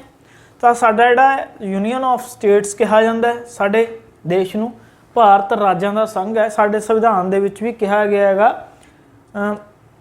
ਕਿ India shall be union of states, ਕਿ ਇੰਡੀਆ ਜਿਹੜਾ ਉਹ ਰਾਜਾਂ ਦਾ ਸੰਘ ਹੀ ਰਹੇਗਾ। ਸ਼ੈਲ ਬੀ ਦਾ ਮਤਲਬ ਹੈ ਕਿ ਨਿਸ਼ਚਿਤ ਹੈ, ਇਸ ਦੇ ਵਿੱਚ ਕੋਈ ਦੋ ਰਾਏ ਨਹੀਂ ਹੈਗੀ ਹੈ। ਪਰ ਸਾਡੇ ਜਿਹੜਾ ਯੂਨੀਅਨ ਆਫ ਸਟੇਟਸ ਹੈ, ਇਸ ਦੇ ਵਿੱਚ ਸੈਂਟਰ ਨੂੰ ਜ਼ਿਆਦਾ ਸ਼ਕਤੀਸ਼ਾਲੀ ਬਣਾਇਆ ਗਿਆ ਹੈਗਾ। ਰਾਜਾਂ ਨੂੰ ਵੀ ਸ਼ਕਤੀਆਂ ਦਿੱਤੀਆਂ ਗਈਆਂ ਨੇਗੀਆਂ, ਪਰ ਸੈਂਟਰ ਨਾਲੋਂ ਘੱਟ ਦਿੱਤੀਆਂ ਗਈਆਂ ਨੇ। ਤੇ ਜਿਹੜੀਆਂ ਰੈਜ਼ੀਡਿਊਅਲ ਪਾਵਰਸ ਨੇ, ਬਚੀਆਂ ਖੁਚੀਆਂ ਸ਼ਕਤੀਆਂ ਨੇ, ਉਹ ਸਾਡੇ ਦੇਸ਼ ਦੇ ਵਿੱਚ ਸੈਂਟਰ ਕੋਲ ਨੇ। ਇਸ ਕਰਕੇ ਸਾਡਾ ਜਿਹੜਾ ਸਿਸਟਮ ਹੈ, ਇਸ ਨੂੰ ਕਾਜ਼ੀ ਫੈਡਰਲ ਵੀ ਕਿਹਾ ਜਾਂਦਾ ਹੈ। ਤਾਂ ਇਹ ਤਿੰਨ ਤਰ੍ਹਾਂ ਦੀਆਂ ਜਿਹੜੀਆਂ ਗਵਰਨਮੈਂਟਸ ਹੁੰਦੀਆਂ ਨੇਗੀਆਂ ਡੈਮੋਕ੍ਰੇਸੀਜ਼ ਦੇ ਵਿੱਚ, 3 ਫਾਰਮਸ ਆਫ ਡੈਮੋਕ੍ਰੇਸੀ। ਯੂਨੀਅਨਸ ਜਿਸ ਦੇ ਵਿੱਚ ਸੈਂਟਰ ਗਵਰਨਮੈਂਟ ਜ਼ਿਆਦਾ, ਸੈਂਟਰ ਗਵਰਨਮੈਂਟ ਹੀ ਹੁੰਦੀ ਹੈ, ਸਟੇਟ ਗਵਰਨਮੈਂਟ ਨਹੀਂ ਹੁੰਦੀ। ਫੈਡਰੇਸ਼ਨ ਜਦੋਂ ਕਿ ਰਾਜਾਂ ਦੀ ਸਹਿਮਤੀ ਦੇ ਨਾਲ ਸੰਘ ਬਣਦਾ ਹੈਗਾ, ਪਰ ਰਾਜ ਜ਼ਿਆਦਾ ਪਾਵਰਫੁਲ ਹੁੰਦੇ ਨੇ, ਸੈਂਟਰ ਘੱਟ ਪਾਵਰਫੁਲ ਹੁੰਦਾ ਹੈਗਾ। ਜਿਹੜੀਆਂ ਬਚੀਆਂ ਸ਼ਕਤੀਆਂ ਹੁੰਦੀਆਂ ਨੇ ਉਹ ਸਟੇਟਸ ਕੋਲ ਹੁੰਦੀਆਂ ਨੇ। ਯੂਨੀਅਨ ਆਫ ਸਟੇਟਸ ਜਿਵੇਂ ਇੰਡੀਆ ਹੈਗਾ, ਇਹ ਫੈਡਰਲ ਦੇ ਯੂਨੀਅਨ ਦਾ ਮਿਸ਼ਰਣ ਹੈਗਾ, ਜਿਸ ਨੂੰ ਕਾਜ਼ੀ ਫੈਡਰਲ ਵੀ ਕਿਹਾ ਜਾਂਦਾ ਹੈ। ਕੇਂਦਰ ਕੋਲ ਵੀ ਸ਼ਕਤੀਆਂ ਹੁੰਦੀਆਂ ਨੇ, ਰਾਜਾਂ ਕੋਲ ਵੀ ਸ਼ਕਤੀਆਂ ਹੁੰਦੀਆਂ ਨੇ, ਪਰ ਜ਼ਿਆਦਾ ਸ਼ਕਤੀਸ਼ਾਲੀ ਕੇਂਦਰ ਹੁੰਦਾ ਹੈ। ਰੈਜ਼ੀਡਿਊਅਲ ਪਾਵਰਸ ਕੇਂਦਰ ਕੋਲ ਹੁੰਦੀਆਂ ਨੇ। ਤਾਂ ਇਹ 4 ਜਿਹੜੇ ਕੀ ਪੁਆਇੰਟਸ ਨੇ, ਉਹ ਸਾਡੇ ਪ੍ਰੈਜ਼ੀਡੈਂਟ ਇਲੈਕਸ਼ਨਸ ਨੂੰ ਅੱਗੇ ਫੋਲੋ ਕਰਦੇ ਹਾਂ ਅਸੀਂ ਇਹਨਾਂ ਕੀ ਪੁਆਇੰਟਸ ਨੂੰ ਪ੍ਰੈਜ਼ੀਡੈਂਟ ਇਲੈਕਸ਼ਨਸ ਦੇ ਲਈ। ਸਭ ਤੋਂ ਪਹਿਲਾਂ ਥੋੜ੍ਹੀ ਜਿਹੀ ਰਿਵੀਜ਼ਨ ਕਰਦੇ ਹਾਂ ਕਿ ਇਹ ਇਨਡਾਇਰੈਕਟ ਇਲੈਕਸ਼ਨ ਹੈ। ਦੂਸਰਾ, ਇਹਦੇ ਪ੍ਰਪੋਰਸ਼ਨਲ ਰਿਪਰੈਜ਼ੈਂਟੇਸ਼ਨ ਸਿਸਟਮ ਅਪਣਾਇਆ ਜਾਂਦਾ। ਇਹਦੇ ਵਿੱਚ ਸਿੰਗਲ ਟਰਾਂਸਫਰੇਬਲ ਵੋਟ, ਇੱਕ ਹੀ ਵੋਟ ਕੀਤੀ ਜਾਂਦੀ ਹੈ ਇੱਕ ਵਿਅਕਤੀ ਦੁਆਰਾ, ਪਰ ਉਹ ਟਰਾਂਸਫਰੇਬਲ ਹੁੰਦੀ ਹੈ, ਕਿ ਇਹਦੇ ਵਿੱਚ ਫੈਡਰਲ ਪ੍ਰਿੰਸੀਪਲ ਨੇ ਜਿਹੜੇ ਉਹਨਾਂ ਦਾ ਧਿਆਨ ਰੱਖਿਆ ਜਾਂਦਾ ਹੈਗਾ। ਹੁਣ ਉਸ ਤੋਂ ਬਾਅਦ ਥੋੜ੍ਹਾ ਜਿਹਾ ਇਸ ਨੂੰ ਡਿਟੇਲ ਦੇ ਵਿੱਚ ਅਸੀਂ ਕਵਰ ਕਰਾਂਗੇ। ਇਨਡਾਇਰੈਕਟ ਇਲੈਕਸ਼ਨਸ ਆਪਾਂ ਪਹਿਲਾਂ ਕਰ ਚੁੱਕੇ ਹਾਂ, ਇਹਦੇ ਵਿੱਚ ਕੋਈ ਜ਼ਿਆਦਾ ਦੱਸਣ ਦੀ ਜ਼ਰੂਰਤ ਨਹੀਂ ਕਿ ਇਨਡਾਇਰੈਕਟ ਇਲੈਕਸ਼ਨਸ ਕੀ ਹੁੰਦੀ ਹੈ, ਜਿਹਦੇ ਵਿੱਚ ਲੋਕ ਸਿੱਧੀ ਭਾਗੀਦਾਰੀ ਲੋਕਾਂ ਦੀ ਨਹੀਂ ਹੁੰਦੀ। ਇੰਡੀਆ ਦੇ ਵਿੱਚ ਪ੍ਰੈਜ਼ੀਡੈਂਟ, ਵਾਈਸ ਪ੍ਰੈਜ਼ੀਡੈਂਟ, ਰਾਜ ਸਭਾ ਅਤੇ ਵਿਧਾਨ ਪਰਿਸ਼ਦ, ਇਹ 4 ਜਿਹੜੀਆਂ ਇਲੈਕਸ਼ਨਸ ਨੇ ਉਹ ਇਨਡਾਇਰੈਕਟ ਹੁੰਦੀਆਂ ਨੇ, ਬਾਕੀ ਡਾਇਰੈਕਟ ਇਲੈਕਸ਼ਨਸ ਨੇ। ਡਾਇਰੈਕਟ ਇਲੈਕਸ਼ਨ ਦੇ ਵਿੱਚ ਫਸਟ ਪਾਸਟ ਦੀ ਪੋਸਟ, ਜਿਹੜਾ ਜ਼ਿਆਦਾ ਵੋਟਾਂ ਲੈ ਗਿਆ ਉਹ ਜੇਤੂ ਮੰਨਿਆ ਜਾਂਦਾ ਹੈਗਾ। ਪਰ ਇਨਡਾਇਰੈਕਟ ਇਲੈਕਸ਼ਨਸ ਦੇ ਵਿੱਚ ਇਸ ਤਰ੍ਹਾਂ ਨਹੀਂ ਹੁੰਦਾ। ਇਹਦੇ ਵਿੱਚ ਜਿਹੜਾ ਸਿਸਟਮ ਹੈ ਉਹ ਟਰਾਂਸਫਰੇਬਲ ਹੁੰਦਾ ਹੈਗਾ। ਪਹਿਲੇ ਵਾਰ 'ਚ ਇਹ ਨਹੀਂ ਹੁੰਦਾ ਕਿ ਪਹਿਲੀ ਰਾਊਂਡ ਦੇ ਵਿੱਚ ਹੀ ਜਿਹੜਾ ਜ਼ਿਆਦਾ ਵੋਟਾਂ ਲੈ ਗਿਆ ਉਸ ਨੂੰ ਜੇਤੂ ਕਰਾਰ ਦੇ ਦਿਓ, ਇਸ ਨਹੀਂ। ਇਹਨੂੰ ਅੱਗੇ ਅੱਗੇ ਵੋਟਾਂ ਟਰਾਂਸਫਰ ਹੁੰਦੀਆਂ ਰਹਿੰਦੀਆਂ ਨੇ ਤੇ ਲਾਸਟ 'ਤੇ ਨਤੀਜਾ ਨਿਕਲਦਾ ਹੈ। ਇਹ ਇਲੈਕਸ਼ਨ ਤਾਂ ਅਪਣਾਇਆ ਗਿਆ, ਇਹ ਸਿਸਟਮ ਤਾਂ ਅਪਣਾਇਆ ਗਿਆ ਸਾਡੇ ਦੇਸ਼ ਦੇ ਵਿੱਚ, ਇਨਡਾਇਰੈਕਟ ਇਲੈਕਸ਼ਨ ਤਾਂ ਹੈ ਕਿਉਂਕਿ ਸਾਡੇ ਦੇਸ਼ ਦੇ ਵਿੱਚ ਜਿਹੜੇ ਮੰਤਰੀ ਮੰਡਲ ਹੈ ਜਾਂ ਪ੍ਰਧਾਨ ਮੰਤਰੀ ਹੈਗਾ, ਉਸ ਨੂੰ ਜ਼ਿਆਦਾ ਪਾਵਰਫੁਲ ਰੱਖਿਆ ਗਿਆ ਹੈਗਾ ਸਾਡੇ ਸੰਵਿਧਾਨ ਦੇ ਵਿੱਚ। ਇਸ ਕਿਉਂਕਿ ਲੋਕ ਉਸ ਨੂੰ ਸਿੱਧੇ ਤੌਰ 'ਤੇ ਚੁਣਦੇ ਨੇ, ਤਾਂ ਕਰਕੇ ਉਹ ਜ਼ਿਆਦਾ ਪਾਵਰਫੁਲ ਹੈ। ਲੋਕ ਇਸ ਨੂੰ ਸਿੱਧੇ ਤੌਰ 'ਤੇ ਪ੍ਰੈਜ਼ੀਡੈਂਟ ਨੂੰ ਨਹੀਂ ਚੁਣਦੇ, ਇਸ ਕਰਕੇ ਉਨੀ ਪਾਵਰਸ ਪ੍ਰੈਜ਼ੀਡੈਂਟ ਕੋਲ ਨਹੀਂ ਹੈ। ਤੇ ਸਾਡੇ ਆਰਟੀਕਲ 74(1) ਦੇ ਵਿੱਚ ਕਿਹਾ ਵੀ ਗਿਆ ਹੈਗਾ ਕਿ ਰਾਸ਼ਟਰਪਤੀ ਹੈ ਜਿਹੜਾ ਉਹ ਮੰਤਰੀ ਮੰਡਲ ਦੀ ਸਲਾਹ ਅਨੁਸਾਰ ਕੰਮ ਕਰੇਗਾ। ਜੇਕਰ ਕੋਈ ਬਿੱਲ ਰਾਸ਼ਟਰਪਤੀ ਕੋਲੇ ਆਉਂਦਾ ਹੈਗਾ ਤਾਂ ਵੱਧ ਤੋਂ ਵੱਧ ਇੱਕ ਵਾਰ ਉਸ ਨੂੰ ਦੁਬਾਰਾ ਮੰਤਰੀ ਮੰਡਲ ਕੋਲ ਭੇਜ ਸਕਦਾ ਵਾਪਸ ਪੁਨਰ ਵਿਚਾਰ ਲਈ। ਜੇ ਉਹ ਦੁਬਾਰਾ ਮੰਤਰੀ ਮੰਡਲ ਪ੍ਰੈਜ਼ੀਡੈਂਟ ਕੋਲ ਬਿੱਲ ਭੇਜ ਦਿੰਦਾ ਤਾਂ ਉਸ ਨੂੰ ਉਹ ਪਾਸ ਕਰਨਾ ਹੀ ਪਵੇਗਾ। ਦੂਸਰਾ ਹੈ ਜੀ ਪ੍ਰਪੋਰਸ਼ਨਲ ਰਿਪਰੈਜ਼ੈਂਟੇਸ਼ਨ ਸਿਸਟਮ। ਇਸ ਨੂੰ ਹੇਅਰ ਵਿਵਸਥਾ ਵੀ ਕਿਹਾ ਜਾਂਦਾ ਕਿਉਂਕਿ ਉਹ ਹੇਅਰ ਨਾਮ ਦੇ ਜਿਹੜਾ ਵਿਅਕਤੀ ਆ ਉਸਨੇ ਇਸ ਨੂੰ ਬਣਾਇਆ ਸੀਗਾ ਲਾਗੂ, ਅਤੇ ਕਈ ਦੇਸ਼ਾਂ ਨੇ ਇਸ ਨੂੰ ਆਪਣੇ ਦੇਸ਼ ਦੇ ਵਿੱਚ ਲਾਗੂ ਕੀਤਾ ਹੈਗਾ। ਇਹਦੇ ਵਿੱਚ ਮੇਨ ਪੁਆਇੰਟ ਕੀ ਹੈਗਾ ਕਿ ਜਿਹੜੀ ਵੋਟ ਹੁੰਦੀ ਆ ਉਹ ਟਰਾਂਸਫਰੇਬਲ ਵੋਟ ਹੁੰਦੀ ਹੈ। ਇੱਕ ਜਿਹੜਾ ਵਿਅਕਤੀ ਹੁੰਦਾ ਹੈ, ਇਲੈਕਟਰਲ ਕਾਲਜ ਦਾ ਮੈਂਬਰ ਹੁੰਦਾ, ਉਹ ਸਿਰਫ ਇੱਕੋ ਹੀ ਵੋਟ ਕਰਦਾ ਅਤੇ ਉਹ ਵੋਟ ਜੀ ਕੀ ਹੁੰਦੀ ਰਹਿੰਦੀ ਹੈ, ਟਰਾਂਸਫਰ ਹੁੰਦੀ ਰਹਿੰਦੀ ਹੈ ਅੱਗੇ ਦੀ ਅੱਗੇ। ਤਾਂ ਇਸ ਪਾਰਟ ਦੇ ਵਿੱਚ ਕੀ ਪੁਆਇੰਟਸ ਅਸੀਂ ਕਰੇ ਨੇਗੇ ਪ੍ਰੈਜ਼ੀਡੈਂਟ ਇਲੈਕਸ਼ਨਸ ਦੇ, ਤਾਂ ਅੱਗੇ ਇਸ ਨੂੰ ਡਿਟੇਲ ਦੇ ਵਿੱਚ ਅਸੀਂ ਸਮਝਦੇ ਹਾਂ। ਹਾਂਜੀ ਦੋਸਤੋ, ਅਸੀਂ ਪਿਛਲੇ ਪਾਰਟ ਦੇ ਵਿੱਚ ਦੇਖ ਚੁੱਕੇ ਹਾਂ ਕਿ ਪ੍ਰੈਜ਼ੀਡੈਂਟ ਇਲੈਕਸ਼ਨਸ ਦੇ ਕੀ ਪੁਆਇੰਟਸ ਕਿਹੜੇ ਕਿਹੜੇ ਨੇਗੇ, ਕਿਹੜੇ ਕਿਹੜੇ ਸਟੈਪਸ ਨੇ, ਜਿਹਦੇ ਵਿੱਚ ਅਸੀਂ ਇਹ ਦੇਖਿਆ ਸੀ ਕਿ ਇੱਕ ਇਨਡਾਇਰੈਕਟ ਇਲੈਕਸ਼ਨ ਹੈਗਾ, मीनस ये जोड़े लोग ने डायरैक्ट पार्टिसिपेट नहीं करते। प्रपोर्शनल रिप्रजेंटेशन दी गई है सारे लोगों को। सिंगल ट्रांसफरेबल वोट जी उसका सिस्टम रखा हुआ है कि एक जोड़ा व्यक्ति है वोटर है वो एक ही वोट पाएगा तो वो ट्रांसफर होंगी रहेगी। तो इस तो अलावा फैडरल प्रिंसीपल्स से ये बेस्ड है। फैडरल की होंदा है, फैडरल फॉर्म ऑफ डेमोक्रेसी की होंदी है, ये भी असी गल कर ली सी। 3 किस्मां की गल करी सी डेमोक्रेसी दियां। ते हुण अगे असी गल करते हैं जिहड़ा इहदा एक इंपॉर्टेंट आस्पैक्ट हैगा प्रेजिडेंशियल इलैक्शन दा, वोटर्स। आर्टिकल 54 54वां जिहड़ा आर्टिकल है वो सानू दसदा हैगा कि राष्ट्रपति दियां चोणां दे विच किहड़े-किहड़े व्यक्ति ने जिहड़े वो वोट कर सकते हैं। मीनस वोटर कौन होणगे, इलैक्टोरल कॉलेज है जिहड़ा जां निर्वाचक मंडल है वो किन्ना लोकां नूं मिला के बनेगा। तो उहदे विच साफ दिता होया, उहदे अकॉर्डिंग असीं डिस्कस करते हैंगे। सब तो पहलां तां किहड़े व्यक्ति इस दे विच वोट कर सकते हैं, वो ने जी भारत दे विच जिन्ने भी राज ने उन्हां दियां विधान सभावां, जिन्नियां भी विधान सभावां ने साडे देश दे विच 28 राज ते 28 विधान सभावां, उन्हां दे चुने हुए मैंबर MLAs। इहदे विच एक चीज़ ध्यान रखने वाली हैगी है कि जिहड़े वोटर ने वो सिर्फ वो लोग होणगे जिहड़े कि लोकां द्वारा चुने हुए ने। नॉमीनेट व्यक्ति जिहड़ा कोई भी वोटर नहीं हो सकता, नॉमीनेट व्यक्ति वोट नहीं पा सकता। जिवें साडी लोक सभा दे विच जिहड़ा 2 एंग्लो इंडियन राष्ट्रपति नॉमीनेट कर सकता है, उस तरह ही हरेक राज की विधान सभा दे विच एक सीट है जिहड़ी वो एंग्लो इंडियन अलॉट हो सकती है। तो ये साफ लिखा होया है कि जिन्ने विधान सभा के चुने हुए मैंबर ने वो वोटर होणगे, दूसरा कोई वोटर नामजद जिहड़ा मैंबर है वो वोटर नहीं होवेगा। तो सिर्फ विधान सभा ही दे मैंबर ही वोटर होणगे। जिहड़े स्टेटां दे विच विधान परिषद हैगी उन्हां दा कोई भी मैंबर है राष्ट्रपति की चोण दे विच वोट नहीं कर सकता। ये तो हो गई जी राज्यां दी गल। तो हुण कुछ साडे कोल इस तरह के स्टेट भी ने, इस तरह के केंद्र शासित प्रदेश भी ने जिन्हां दे विच विधान सभा है। क्योंकि जिहड़ा 69वां साडा संशोधन होया सी संविधान दा, उहदे विच दिल्ली नूं अद्धे राज का दर्जा दिता गया सी, हाफ स्टेट का दर्जा दिता गया सी, जिस राही उत्थे विधान सभा जिहड़ी स्थापित की गई सी। इस तो इलावा साडे पुडुचेरी जिहड़ा केंद्र शासित प्रदेश है उत्थे भी विधान सभा काम करदी है। अते 2019 दे विच जम्मू कश्मीर नूं केंद्र शासित प्रदेश बनाया गया, तो उत्थे भी विधान सभा उवें ही रखी गई हैगी। तो 1992 दे विच साडे देश संविधान दे विच एक अमेंडमेंट की गई, संशोधन किया गया, जिन्हों 70वां संविधान संशोधन कहा जाता है। ये विच ये दस्सिया गया कि जिहड़े केंद्र शासित प्रदेश विधान सभा वाले हैं, मीनस जिहड़े केंद्र शासित प्रदेशों के विधान सभा है उन्हां दे चुने हुए मैंबर भी राष्ट्रपति की चोण दे विच वोटर होणगे। सिर्फ 3 जिहड़े साडे यूटीज़ ने इहो जिहे ने जिन्हां दे विच विधान सभा प्रॉपर हैगी है, उन्हें जी दिल्ली, पुडुचेरी जिन्हों पहला पौंडीचेरी कहा जाता सी, अते जम्मू ते कश्मीर। तो हुण जे असीं सारे राज्यां अते केंद्र शासित प्रदेशों के चुने हुए मैंबरां की संख्या देख लीए भारत दे विच, तां वो 4120 बनती है। जिवें पंजाब दे विच 117 हैगी, अलग अलग स्टेटां दे विच अलग अलग जिहड़ी गिणती है वो MLAs की, विधान सभा के मैंबरां की। तो सारिਆਂ ਦਾ जे असीं जोड़ ला दईए तो उन्हां दी जिहड़ी संख्या कितनी बन जाती है जी, 4120 बन जाती है। भाव राज्यां ते केंद्र शासित प्रदेशों दीआं विधान सभावां दे विचों 4120 वोटर ने जिहड़े वो राष्ट्रपति की चोण दे लई वोट करनगे। हुण असीं गल करते हैं जी साडी पार्लीमेंट की। संसद के जिहड़े दोवें सदन ने, राज सभा अते लोक सभा, उन्हां दे जिहड़े चुने हुए मैंबर ने, इत्थे फिर एक बार आपां क्लीयर कर दिए कि नॉमीनेटेड मैंबर कोई भी वोट नहीं करेगा, चुने हुए मैंबर सिर्फ।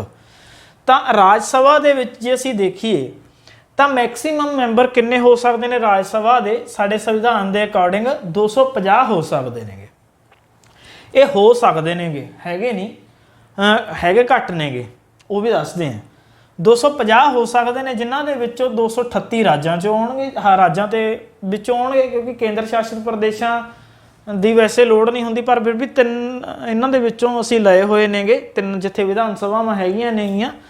ਤਾਂ ਰਾਜਾਂ ਤੇ ਕੇਂਦਰ ਸ਼ਾਸਿਤ ਪ੍ਰਦੇਸ਼ਾਂ ਦੇ ਵਿੱਚ ਚੁਣੇ ਹੋਏ ਮੈਂਬਰ 238 ਨੇ ਤੇ 12 ਰਾਸ਼ਟਰਪਤੀ ਦੁਆਰਾ ਨੋਮੀਨੇਟ ਕੀਤੇ ਜਾਂਦੇ ਨੇ ਅਲੱਗ-ਅਲੱਗ ਖੇਤਰਾਂ ਦੇ ਵਿੱਚੋਂ, ਜਿਹੜੇ ਕਿ ਵੋਟ ਨਹੀਂ ਕਰਨਗੇ। ਤਾਂ ਸਾਡੇ ਕੋਲ ਗਿਣਤੀ ਕਿੰਨੀ ਬਚ ਗਈ? 238। ਤਾਂ ਮੈਕਸੀਮਮ ਵੀ 238 ਹੋ ਸਕਦੇ ਨੇ, ਪਰ ਸਾਡੇ ਦੇਸ਼ ਦੇ ਵਿੱਚ 238 ਦੇ ਵਿੱਚੋਂ ਸਿਰਫ 233 ਸੀਟਾਂ ਦੀ ਜਿਹੜੀ ਵੰਡ ਹੈ ਉਹ ਰਾਜਾਂ ਤੇ ਕੇਂਦਰ ਸ਼ਾਸਿਤ ਪ੍ਰਦੇਸ਼ਾਂ ਨੂੰ ਕੀਤੀ ਹੋਈ ਹੈ, ਅਤੇ 5 ਸੀਟਾਂ ਨੇ ਜਿਹੜੀਆਂ ਹਜੇ ਵੀ ਕੀ ਨੇਗੀਆਂ? ਖਾਲੀ ਨੇਗੀਆਂ। ਤਾਂ ਸਾਡੇ ਕੋਲ ਜਿਹੜੇ ਵੋਟਰਾਂ ਦੀ ਗਿਣਤੀ ਕਿੰਨੀ ਰਹਿ ਗਈ? 238 ਦੇ ਵਿੱਚੋਂ ਜੇ ਅਸੀਂ 233 5 ਮਾਈਨਸ ਕਰ ਦਾਂਗੇ, ਕਿਉਂਕਿ 5 ਸੀਟਾਂ ਹਜੇ ਤੱਕ ਅਲਾਟ ਨਹੀਂ ਕੀਤੀਆਂ ਰਾਜ ਸਭਾ ਦੀਆਂ।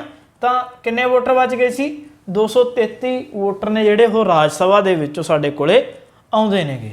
ਤੇ ਟੋਟਲ ਸੰਖਿਆ ਸਾਡੀ ਹੁਣ ਬਣਦੀ ਹੈ ਰਾਜ ਸਭਾ ਦੀ 233 ਚੁਣੇ ਹੋਏ, 12 ਨਾਮਜ਼ਦ, 245 ਬਣ ਗਏ, ਮੈਕਸੀਮਮ 250 ਹੋ ਸਕਦੇ ਨੇ। ਤਾਂ ਵੋਟਰ ਕਿੰਨੇ ਹੋ ਰਹਿ ਗਏ ਸਾਡੇ ਕੋਲੇ? 233। ਉਸ ਤੋਂ ਬਾਅਦ ਜੇ ਅਸੀਂ ਲੋਕ ਸਭਾ ਦੀ ਗੱਲ ਕਰੀਏ ਤਾਂ ਲੋਕ ਸਭਾ ਦੇ ਵਿੱਚ ਮੈਕਸੀਮਮ ਮੈਂਬਰ ਕਿੰਨੇ ਹੋ ਸਕਦੇ ਨੇ ਸੰਵਿਧਾਨ ਦੇ ਅਕੋਰਡਿੰਗ? 552 ਹੋ ਸਕਦੇ ਨੇਗੇ। 552 ਕਿਵੇਂ? 530 ਸੀਟਾਂ ਨੇ ਜਿਹੜੀਆਂ ਰਾਜਾਂ ਨੂੰ ਅਲਾਟ ਕੀਤੀਆਂ ਹੋਈਆਂ ਨੇਗੀਆਂ, ਕੀਤੀਆਂ ਜਾ ਸਕਦੀਆਂ ਨੇ। 20 ਸੀਟਾਂ ਯੂਨੀਅਨ ਟੈਰੀਟਰੀਜ਼ ਨੂੰ, ਕੇਂਦਰ ਸ਼ਾਸਿਤ ਪ੍ਰਦੇਸ਼ਾਂ ਨੂੰ ਅਲਾਟ ਕੀਤੀਆਂ ਜਾ ਸਕਦੀਆਂ ਨੇ। ਤੇ 2 ਮੈਂਬਰ ਨੇ ਜਿਹੜੇ ਉਹ ਰਾਸ਼ਟਰਪਤੀ ਦੁਆਰਾ ਐਂਗਲੋ ਇੰਡੀਅਨ ਕਮਿਊਨਿਟੀ ਦੇ ਵਿੱਚੋਂ ਨੋਮੀਨੇਟ ਕੀਤੇ ਜਾਂਦੇ ਨੇ। ਤਾਂ ਟੋਟਲ ਜਿਹੜੀ ਗਿਣਤੀ ਹੋ ਗਈ 530 + 20 550 ਤੇ 2 552। ਤਾਂ ਇੰਨੇ ਜਿਹੜੇ ਮੈਂਬਰ ਨੇ ਉਹ ਲੋਕ ਸਭਾ ਦੇ ਲਈ ਚੁਣੇ ਜਾ ਸਕਦੇ ਨੇਗੇ। 2 ਨੋਮੀਨੇਟ ਤੇ 550 ਚੁਣੇ ਜਾ ਸਕਦੇ ਨੇ। ਪਰ ਇਹਨਾਂ ਦੇ ਵਿੱਚੋਂ ਜਿਹੜੀਆਂ ਰਾਜਾਂ ਦੀਆਂ 530 ਸੀਟਾਂ ਨੇ ਉਹ ਤਾਂ ਪੂਰੀ ਤਰ੍ਹਾਂ ਨਾਲ ਵੰਡੀਆਂ ਜਾ ਚੁੱਕੀਆਂ ਨੇ ਰਾਜਾਂ ਨੂੰ। ਰਾਜਾਂ ਦੀ ਕੋਈ ਵੀ ਕਿਸੇ ਵੀ ਰਾਜ ਨੂੰ ਹੁਣ ਹੋਰ ਕੋਈ ਵੀ ਜਿਹੜੀ ਲੋਕ ਸਭਾ ਦੀ ਸੀਟ ਆ ਉਹ ਦਿੱਤੀ ਨਹੀਂ ਜਾ ਸਕਦੀ। ਜੇ ਦੇਣੀ ਹੈ ਤਾਂ ਉਹਦੇ ਲਈ ਸੰਵਿਧਾਨ ਦੇ ਵਿੱਚ ਜਿਹੜੀ ਸੰਸ਼ੋਧਨ ਆ ਉਹ ਕਰਨਾ ਪਵੇਗਾ। ਯੂਟੀਜ਼ ਦੀਆਂ 20 ਸੀਟਾਂ ਨੇ ਜਿਹੜੀਆਂ ਦਿੱਤੀਆਂ ਜਾ ਸਕਦੀਆਂ ਨੇ ਕੇਂਦਰ ਸ਼ਾਸਿਤ ਪ੍ਰਦੇਸ਼ ਨੂੰ, ਉਹ 20 ਦੀਆਂ 20 ਅਜੇ ਤੱਕ ਅਲਾਟ ਨਹੀਂ ਕੀਤੀਆਂ ਹੋਈਆਂ। ਸਿਰਫ 13 ਸੀਟਾਂ ਦੀ ਜਿਹੜੀ ਵੰਡ ਆ ਉਹ ਕੀਤੀ ਹੋਈ ਹੈ। 7 ਸੀਟਾਂ ਨੇ ਜਿਹੜੀਆਂ ਉਹ ਕੇਂਦਰ ਸ਼ਾਸਿਤ ਪ੍ਰਦੇਸ਼ਾਂ ਨੂੰ ਅਲਾਟ ਨਹੀਂ ਕੀਤੀਆਂ। ਤਾਂ ਸਾਡੇ ਕੋਲੇ ਲੋਕ ਸਭਾ ਦੇ ਮੈਂਬਰਾਂ ਦੀ ਗਿਣਤੀ ਕਿੰਨੀ ਰਹਿ ਜਾਂਦੀ ਹੈ? ਰਾਜਾਂ ਦੇ 530, ਯੂਟੀ ਦੇ ਟੋਟਲ 20 ਹੋ ਸਕਦੇ ਨੇ, ਪਰ 7 ਵੰਡੇ ਨਹੀਂ ਹੋਏ ਤਾਂ 13 ਰਹਿ ਗਏ, ਅਤੇ 2 ਜਿਹੜੇ ਨੋਮੀਨੇਟ ਹੁੰਦੇ ਨੇ। ਤਾਂ 545 ਟੋਟਲ ਮੈਂਬਰ ਸਾਡੇ ਹੋ ਸਕਦੇ ਨੇਗੇ, ਹੈਗੇ ਨੇ ਸੌਰੀ ਲੋਕ ਸਭਾ ਦੇ ਲਈ। 552 ਹੋ ਸਕਦੇ ਨੇ, ਪ੍ਰੈਜ਼ੈਂਟ ਗਿਣਤੀ ਕਿੰਨੀ ਹੈ? 545। ਪਰ ਇਹਦੇ ਵਿੱਚ ਉਹ ਵੋਟ ਕਿੰਨੇ ਕਰ ਸਕਦੇ ਨੇ? ਕਿਉਂਕਿ ਸਾਨੂੰ ਪਤਾ ਜਿਹੜੇ ਨੋਮੀਨੇਟ ਮੈਂਬਰ ਨੇਗੇ 2, ਉਹ ਵੋਟ ਨਹੀਂ ਕਰ ਸਕਦੇ। ਤਾਂ ਸਾਡੇ ਕੋਲੇ ਲੋਕ ਸਭਾ ਦੇ ਵਿੱਚੋਂ ਮੈਂਬਰ ਕਿੰਨੇ ਬਚਣਗੇ ਜੀ? 543। ਤਾਂ ਹੁਣ ਸੰਸਦ ਦੇ ਟੋਟਲ ਮੈਂਬਰਾਂ ਦੀ ਗਿਣਤੀ ਕਿੰਨੀ ਹੋ ਗਈ? ਰਾਜ ਸਭਾ ਦੇ 233, ਲੋਕ ਸਭਾ ਦੇ 543 ਅਤੇ ਟੋਟਲ 776। ਤਾਂ ਸੰਸਦ ਦੇ ਵਿੱਚੋਂ 776 ਜਿਹੜੇ ਵਿਅਕਤੀ ਨੇ ਉਹ ਰਾਸ਼ਟਰਪਤੀ ਦੀ ਚੋਣ ਦੇ ਲਈ ਵੋਟ ਕਰ ਸਕਦੇ ਨੇ। ਜੇ ਹੁਣ ਅਸੀਂ ਸਾਰੇ ਵੋਟਰਸ ਦੀ ਗੱਲ ਕਰੀਏ ਕਿ ਇਲੈਕਟੋਰਲ ਕਾਲਜ ਦੇ ਵਿੱਚ ਨਿਰਵਾਚਕ ਮੰਡਲ ਦੇ ਵਿੱਚ ਕਿੰਨੇ ਵੋਟਰਸ ਹੁੰਦੇ ਨੇ, ਜਾਂ ਕਿੰਨੇ ਵੋਟਰ ਸਾਡੇ ਦੇਸ਼ ਦੇ ਵਿੱਚ ਰਾਸ਼ਟਰਪਤੀ ਦੀ ਚੋਣ ਦੇ ਲਈ ਵੋਟ ਕਰਦੇ ਨੇ, ਇੱਕ ਇੰਪੋਰਟੈਂਟ ਕੁਐਸਚਨ ਹੈ, ਬਹੁਤੇ ਲੋਕਾਂ ਨੂੰ ਨਹੀਂ ਪਤਾ ਹੋਵੇਗਾ। ਤਾਂ ਇਹਦੇ ਵਿੱਚ ਅਸੀਂ ਦੋਨਾਂ ਨੂੰ ਐਡ ਕਰ ਲਵਾਂਗੇ। 4120 + 776, ਤਾਂ ਇਹ ਗਿਣਤੀ ਆ ਗਈ ਜੀ 4896।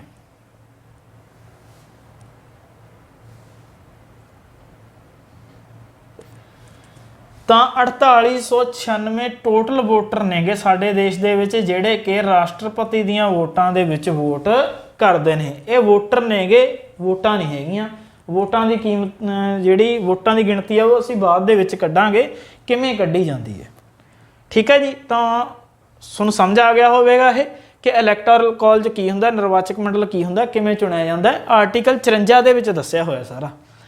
ਸਾਰੇ ਰਾਜਾਂ ਦੀਆਂ ਜਿਹੜੀਆਂ ਵਿਧਾਨ ਸਭਾਵਾਂ ਨੇ ਉਹਨਾਂ ਦੇ ਚੁਣੇ ਹੋਏ ਮੈਂਬਰ। ਠੀਕ ਹੈ ਜੀ। ਕੇਂਦਰ ਸ਼ਾਸਿਤ ਪ੍ਰਦੇਸ਼ਾਂ ਦੇ ਵਿੱਚ ਜਿਹੜਿਆਂ ਦੇ ਵਿੱਚ ਵਿਧਾਨ ਸਭਾ ਹੈਗੀ ਆ ਉਹਨਾਂ ਦੇ ਚੁਣੇ ਹੋਏ ਮੈਂਬਰ, ਉਹਨਾਂ ਨੂੰ ਅਸੀਂ ਕੀ ਕਰ ਲਵਾਂਗੇ? ਟੋਟਲ ਕਰ ਲਵਾਂਗੇ ਸਾਰਿਆਂ ਦਾ 4120 ਆ ਗਏ। ਉਸ ਤੋਂ ਬਾਅਦ ਰਾਜ ਸਭਾ ਦੇ ਚੁਣੇ ਹੋਏ ਮੈਂਬਰ ਅਤੇ ਲੋਕ ਸਭਾ ਦੇ ਚੁਣੇ ਹੋਏ ਮੈਂਬਰ, ਇਹ ਟੋਟਲ ਕਿੰਨੇ ਆ ਗਏ ਜੀ? 776 ਆ ਗਏ। ਤੇ ਟੋਟਲ ਵੋਟਰ ਸਾਡੇ ਕੋਲੇ 4120 ਤੇ 776 4896 96 ਬਣ ਗਏ। ਤਾਂ ਹੁਣ ਉਸ ਤੋਂ ਬਾਅਦ ਅਸੀਂ ਗੱਲ ਕਰਦੇ ਹਾਂ ਜੀ ਵੈਲਿਊ ਆਫ ਵੋਟਸ। ਇਹ ਜਿਹੜੇ 4896 ਵੋਟਰ ਨੇ ਇਹਨਾਂ ਦੇ ਵਿੱਚੋਂ ਇੱਕ ਵੋਟਰ ਦੇ ਵੋਟ ਦੀ ਕਿੰਨੀ ਵੈਲਿਊ ਹੋਵੇਗੀ। ਤਾਂ ਇਹਦੇ ਲਈ ਆਰਟੀਕਲ 55 ਸਾਨੂੰ ਰੀਡ ਕਰਨਾ ਪਵੇਗਾ। ਆਰਟੀਕਲ 55 ਦੇ ਵਿੱਚ ਦੱਸਿਆ ਹੋਇਆ ਹੈਗਾ ਕਿ ਕਿਵੇਂ ਕਿਸੇ ਵੋਟਰ ਦੇ ਜਿਹੜੀ ਵੋਟ ਹੈ ਉਸ ਦੀ ਵੈਲਿਊ ਕੱਢੀ ਜਾਵੇਗੀ। ਤਾਂ ਇਹਦੇ ਦੋ ਸਿਧਾਂਤ ਨੇਗੇ, ਉਹਨਾਂ ਬਾਰੇ ਦੱਸਿਆ ਹੋਏਗਾ। ਪਹਿਲਾਂ ਅਸੀਂ ਸਿਧਾਂਤਾਂ ਦੀ ਗੱਲ ਕਰਾਂਗੇ ਤੇ ਵੋਟ ਜਿਹੜੀ ਵੈਲਿਊ ਆ ਉਹ ਕੱਢਾਂਗੇ ਅੱਗੇ। ਤਾਂ ਸਿਧਾਂਤ ਕਿਹੜੇ ਨੇ? ਪਹਿਲਾ ਸਿਧਾਂਤ ਤਾਂ ਇਹ ਹੈ ਕਿ ਸਾਰੇ ਰਾਜਾਂ ਦਾ ਸਕੇਲ ਆਫ ਰਿਪਰੈਜ਼ੈਂਟੇਸ਼ਨ ਬਰਾਬਰ ਹੋਣਾ ਚਾਹੀਦਾ ਹੈ। ਸਕੇਲ ਆਫ ਰਿਪਰੈਜ਼ੈਂਟੇਸ਼ਨ ਬਰਾਬਰ ਹੋਣ ਦਾ ਭਾਵ ਹੈ ਕਿ ਹਰੇਕ ਰਾਜ ਦਾ ਜਿਹੜਾ ਹਰੇਕ ਨਾਗਰਿਕ ਹੈ ਉਹਦੀ ਬਰਾਬਰ ਹਿੱਸੇਦਾਰੀ ਹੋਣੀ ਚਾਹੀਦੀ ਹੈ ਪ੍ਰੈਜ਼ੀਡੈਂਟ ਦੇ ਇਲੈਕਸ਼ਨ ਦੇ ਵਿੱਚ। ਜੇ ਕੋਈ ਰਾਜ ਵੱਡਾ ਹੈਗਾ ਜਿਹਦੇ ਵਿੱਚ ਪਾਪੂਲੇਸ਼ਨ ਜ਼ਿਆਦਾ ਹੈਗੀ, ਠੀਕ ਹੈ ਜੀ, ਤਾਂ ਉੱਥੇ ਵੀ ਉੱਥੋਂ ਦੇ ਜਿਹੜੇ ਲੋਕ ਨੇ ਉਹਨਾਂ ਦੀ ਵੈਲਿਊ ਆਫ ਵੋਟ ਵੀ ਉਨੀ ਹੋਣੀ ਚਾਹੀਦੀ ਹੈ। ਜਿੱਥੇ ਜਨਸੰਖਿਆ ਘੱਟ ਹੈ ਉਹਨਾਂ ਦੀ ਵੈਲਿਊ ਆਫ ਵੋਟ ਵੀ ਇੱਕੋ ਜਿੰਨੀ ਹੋਣੀ ਚਾਹੀਦੀ ਹੈ। ਤਾਂ ਇੱਥੇ ਇੱਕ ਫਾਰਮੂਲਾ ਅਡਾਪਟ ਕੀਤਾ ਜਾਂਦਾ ਹੈਗਾ ਕਿ ਵੈਲਿਊ ਆਫ ਵੋਟ ਜਿਹੜੀ ਕਿਵੇਂ ਕੱਢੀ ਜਾਵੇ। ਤਾਂ ਇਹਦੇ ਲਈ ਕੀ ਕੀਤਾ ਜਾਂਦਾ ਹੈ, ਟੋਟਲ ਪਾਪੂਲੇਸ਼ਨ ਆਫ ਸਟੇਟ, ਜਿੰਨੀ ਵੀ ਸਟੇਟ ਦੀ ਪਾਪੂਲੇਸ਼ਨ ਹੈ, ਮੰਨ ਲਓ ਸਾਡਾ ਪੰਜਾਬ ਹੈ, ਪੰਜਾਬ ਦੀ ਜਿਹੜੀ ਪਾਪੂਲੇਸ਼ਨ ਹੈਗੀ ਉਹ 2 ਕਰੋੜ ਤੋਂ ਜ਼ਿਆਦਾ ਹੈਗੀ, ਤਾਂ ਉਸ ਸਟੇਟ ਦੇ ਵਿੱਚ ਵਿਧਾਨ ਸਭਾ ਦੀਆਂ ਸੀਟਾਂ ਕਿੰਨੀਆਂ ਨੇ? ਪੰਜਾਬ ਦੇ ਵਿੱਚ 117 ਨੇਗੀਆਂ। ਤਾਂ ਪਾਪੂਲੇਸ਼ਨ ਨੂੰ ਸੀਟਾਂ 'ਤੇ ਕੀ ਕਰ ਦਿਓ ਜੀ, ਭਾਗ ਕਰ ਦਿਓ। ਉਸ ਤੋਂ ਬਾਅਦ ਜਿੰਨੀ ਗਿਣਤੀ ਆਵੇਗੀ, ਕਿਉਂਕਿ ਉਹ ਗਿਣਤੀ ਬਹੁਤ ਜ਼ਿਆਦਾ ਆ ਜਾਵੇਗੀ, ਉਸ ਨੂੰ ਬੈਲੈਂਸ ਕਰਨ ਦੇ ਲਈ 1000 ਦੇ ਉੱਪਰ ਫਿਰ ਡਿਵਾਈਡ ਕਰ ਦੇਣਾ। ਤਾਂ ਜਿਹੜੀ ਵੈਲਿਊ ਆਫ ਵੋਟਸ ਹੈ ਹਰੇਕ ਵਿਧਾਨ ਸਭਾ ਦੇ ਮੈਂਬਰ ਦੀ ਜਿਹੜੀ ਵੈਲਿਊ ਆਫ ਵੋਟਸ ਹੈ ਉਹ ਇੱਥੇ ਨਿਕਲ ਕੇ ਆ ਜਾਵੇਗੀ। ਜਿਸ ਦੀ ਸਟੇਟ ਦੀ ਪਾਪੂਲੇਸ਼ਨ ਜ਼ਿਆਦਾ ਹੈ ਉੱਥੇ ਜਿਹੜੇ ਮੈਂਬਰ ਨੇ ਉਹਨਾਂ ਦੀ ਵੈਲਿਊ ਆਫ ਵੋਟਸ ਜ਼ਿਆਦਾ ਹੋਵੇਗੀ। ਜਿੱਥੇ ਪਾਪੂਲੇਸ਼ਨ ਘੱਟ ਹੈ ਉੱਥੋਂ ਦੇ ਜਿਹੜੇ ਮੈਂਬਰ ਨੇ ਉਹਨਾਂ ਦੀ ਵੈਲਿਊ ਆਫ ਵੋਟਸ ਘੱਟ ਹੋਵੇਗੀ। ਤਾਂ ਦੂਸਰਾ ਜਿਹੜਾ ਪ੍ਰਿੰਸੀਪਲ ਹੈ ਉਹ ਇਹ ਹੈ ਜੀ ਕਿ ਰਾਸ਼ਟਰਪਤੀ ਚੋਣਾਂ ਦੇ ਵਿੱਚ ਕੇਂਦਰ ਅਤੇ ਰਾਜ ਦੇ ਵਿੱਚ ਸੰਤੁਲਨ ਹੋਣਾ ਚਾਹੀਦਾ ਹੈ। ਮਤਲਬ ਕਿ ਕੇਂਦਰ ਦੀ ਵੈਲਿਊ ਵੀ ਹੋਣੀ ਚਾਹੀਦੀ ਹੈ ਵੋਟਾਂ ਦੀ, ਤੇ ਰਾਜਾਂ ਦੀ ਵੈਲਿਊ ਵੀ ਓਨੀ ਹੋਣੀ ਚਾਹੀਦੀ ਹੈ। ਇਹ ਨਾ ਹੋਵੇ ਵੀ ਕੇਂਦਰ ਜ਼ਿਆਦਾ ਹਾਵੀ ਹੋ ਜਾਏ ਜਾਂ ਫਿਰ ਰਾਜ ਜ਼ਿਆਦਾ ਹਾਵੀ ਹੋ ਜਾਣ। ਹੁਣ ਵਿਧਾਨ ਸਭਾ ਦੀ ਅਸੀਂ ਦੇਖ ਲਿਆ ਕਿ ਜਿਹੜੇ ਵਿਧਾਨ ਸਭਾ ਦੇ ਮੈਂਬਰ ਨੇ ਉਹਨਾਂ ਦੀ ਵੈਲਿਊ ਆਫ ਵੋਟ ਕਿਵੇਂ ਕੱਢਦੇ ਹੈਗੇ। ਪਾਪੂਲੇਸ਼ਨ ਨੂੰ ਟੋਟਲ ਨੰਬਰ ਆਫ ਸੀਟਸ 'ਤੇ ਡਿਵਾਈਡ ਕਰਕੇ ਜਿਹੜੀ ਸੰਖਿਆ ਉਹਨੂੰ 1000 ਨਾਲ ਭਾਗ ਦੇ ਦਿੱਤਾ ਜਾਵੇਗਾ। ਤਾਂ ਪਾਰਲੀਮੈਂਟ ਦੀ ਜਦੋਂ ਅਸੀਂ ਕੱਢਾਂਗੇ ਵੈਲਿਊ ਆਫ ਵੋਟਸ, ਉਹਦੇ ਵਿੱਚ ਕੀ ਕਰਾਂਗੇ, ਅਸੀਂ ਸਾਰੇ ਰਾਜਾਂ ਦੇ ਜਿੰਨੇ ਵੀ ਚੁਣੇ ਹੋਏ ਵਿਧਾਇਕ ਨੇ, MLA ਨੇ, ਉਹਨਾਂ ਦੀਆਂ ਵੋਟਾਂ ਦਾ ਮੁੱਲ ਲਿਖ ਲਾਂਗੇ। ਜਿਵੇਂ ਅਸੀਂ ਹਰੇਕ ਸਟੇਟ ਦੀ ਕੀ ਕਰ ਲਿਆ ਜੀ, ਵੈਲਿਊ ਆਫ ਵੋਟਸ ਕੱਢ ਲਈ। ਸਾਰੀਆਂ ਸਟੇਟਾਂ ਤੇ ਕੇਂਦਰ ਸ਼ਾਸਿਤ ਪ੍ਰਦੇਸ਼ਾਂ ਨੂੰ ਜਦੋਂ ਅਸੀਂ ਜੋੜਾਂਗੇ ਤਾਂ ਸਾਰੇ ਦੇਸ਼ ਦੇ ਜਿਹੜੇ ਵਿਧਾਇਕ ਨੇ, MLA ਨੇ, ਉਹਨਾਂ ਦੀਆਂ ਵੋਟਾਂ ਦਾ ਜਿਹੜੀ ਵੈਲਿਊ ਆ ਉਹ ਨਿਕਲ ਆਵੇਗੀ 5,49,495 ਇਹ ਨਿਕਲੇਗੀ। ਇਸ ਨੂੰ ਅਸੀਂ ਕਿਸ 'ਤੇ ਡਿਵਾਈਡ ਕਰ ਦੇਵਾਂਗੇ, ਸਾਰੇ ਚੁਣੇ ਹੋਏ ਸੰਸਦਾਂ ਦੀ ਸੰਖਿਆ 'ਤੇ। ਸਾਡੇ ਕੋਲੇ ਟੋਟਲ MP ਕਿੰਨੇ ਨੇ ਜਿਹੜੇ ਰਾਸ਼ਟਰਪਤੀ ਦੀਆਂ ਵੋਟਾਂ ਦੇ ਵਿੱਚ ਵੋਟ ਕਰਨਗੇ, 776। ਤਾਂ ਅਸੀਂ ਇਸ ਸੰਖਿਆ ਨੂੰ 776 ਤੇ ਭਾਗ ਦੇ ਦੇਵਾਂਗੇ ਤਾਂ ਸਾਡੇ ਕੋਲੇ ਜਿਹੜੀ ਸੰਖਿਆ ਆਊਗੀ 708 ਆ ਜਾਵੇਗੀ। ਤਾਂ 708 ਹਰੇਕ ਸੰਸਦ, ਹਰੇਕ MP ਦੇ ਵੋਟ ਦੀ ਵੈਲਿਊ ਕਿੰਨੀ ਰੱਖੀ ਗਈ ਹੈ ਜੀ, 708 ਰੱਖੀ ਗਈ ਹੈ। ਤੇ ਜੇ 708 ਨੂੰ ਅਸੀਂ 776 ਨਾਲ ਉਹਨਾਂ ਦੀ ਗਿਣਤੀ ਨਾਲ ਗੁਣਾ ਕਰਾਂਗੇ ਤਾਂ ਵਿਧਾਨ ਸਭਾ ਦੇ ਜਿਹੜੇ ਮੈਂਬਰਾਂ ਦੀਆਂ ਵੋਟਾਂ ਨੇ ਉਹਨਾਂ ਦੀ ਵੈਲਿਊ ਹੈ 5,49,495। ਜੇ ਅਸੀਂ ਇਹਨਾਂ ਨੂੰ ਇਹਨਾਂ ਦੀ ਵੈਲਿਊ ਕੱਢਾਂਗੇ, ਪਾਰਲੀਮੈਂਟ ਦੇ ਮੈਂਬਰਾਂ ਦੀ ਵੈਲਿਊ ਕੱਢਾਂਗੇ ਤਾਂ 776 ਨੂੰ 708 ਨਾਲ ਗੁਣਾ ਕਰਕੇ ਉਹ ਵੀ ਇਹਦੇ ਬਰਾਬਰ ਜੇ ਹੀ ਆਵੇਗੀ। ਤਾਂ ਇਸ ਤੋਂ ਸਾਡਾ ਜਿਹੜਾ ਦੂਸਰਾ ਪ੍ਰਿੰਸੀਪਲ ਆ ਉਹ ਠੀਕ ਹੋ ਜਾਂਦਾ ਹੈ ਕਿ ਸੈਂਟਰ ਅਤੇ ਸਟੇਟ ਦੀ ਜਿਹੜੀ ਵੈਲਿਊ ਆਫ ਵੋਟਸ ਹੈ ਉਹ ਕੀ ਹੋਣਗੀਆਂ, ਲਗਭਗ ਬਰਾਬਰ ਹੋਣਗੀਆਂ। ਨਾ ਹੀ ਸੈਂਟਰ ਹਾਵੀ ਰਹੇਗਾ, ਨਾ ਹੀ ਸਟੇਟ ਹਾਵੀ ਰਹੇਗਾ। ਤਾਂ ਇਹ ਦੋ ਪ੍ਰਿੰਸੀਪਲਸ ਇਹਦੇ ਵਿੱਚ ਦੱਸੇ ਹੋਏ ਨੇ ਆਰਟੀਕਲ 55 ਦੇ ਵਿੱਚ ਕਿ ਕਿਵੇਂ ਕਿਵੇਂ ਜਿਹੜੀ ਵੈਲਿਊ ਆਫ ਵੋਟਸ ਕੱਢੀ ਜਾਵੇਗੀ। ਤਾਂ ਉਮੀਦ ਹੈ ਤੁਹਾਨੂੰ ਸਮਝ ਆ ਗਿਆ ਹੋਵੇਗਾ। ਰਾਜਾਂ ਦਾ ਕਿਵੇਂ ਕੱਢਿਆ ਜਾਂਦਾ, ਟੋਟਲ ਪਾਪੂਲੇਸ਼ਨ ਨੂੰ ਨੰਬਰ ਆਫ ਸੀਟਸ 'ਤੇ ਡਿਵਾਈਡ ਕਰਕੇ ਫਿਰ 1000 'ਤੇ ਭਾਗ ਦੇ ਦਿਓ, ਜਾਂ ਫਿਰ ਇੱਦਾਂ ਕੀਤਾ ਜਾਵੇ ਕਿ ਸਾਰੇ ਦੇਸ਼ ਦੀ ਜਿਹੜੀ ਜਨਸੰਖਿਆ जिन्ने भी राज ने साडे 28 राज ते 3 केंद्र शासित प्रदेश जिन्हां च विधान सभा हैगी है, उन्हां दी जनसंख्या नूं जोड़ लो तो उन्होंने जिहड़े चुने हुए मैंबर ने उन्होंने डिवाइड कर दो, जिन्नी संख्या आएगी उसनूं 1000 ते डिवाइड कर दो तो वैल्यू साडे कोल ये निकल आएगी। तो पार्लीमेंट दीयां वोटां दी वैल्यू किवें कढांगे असीं?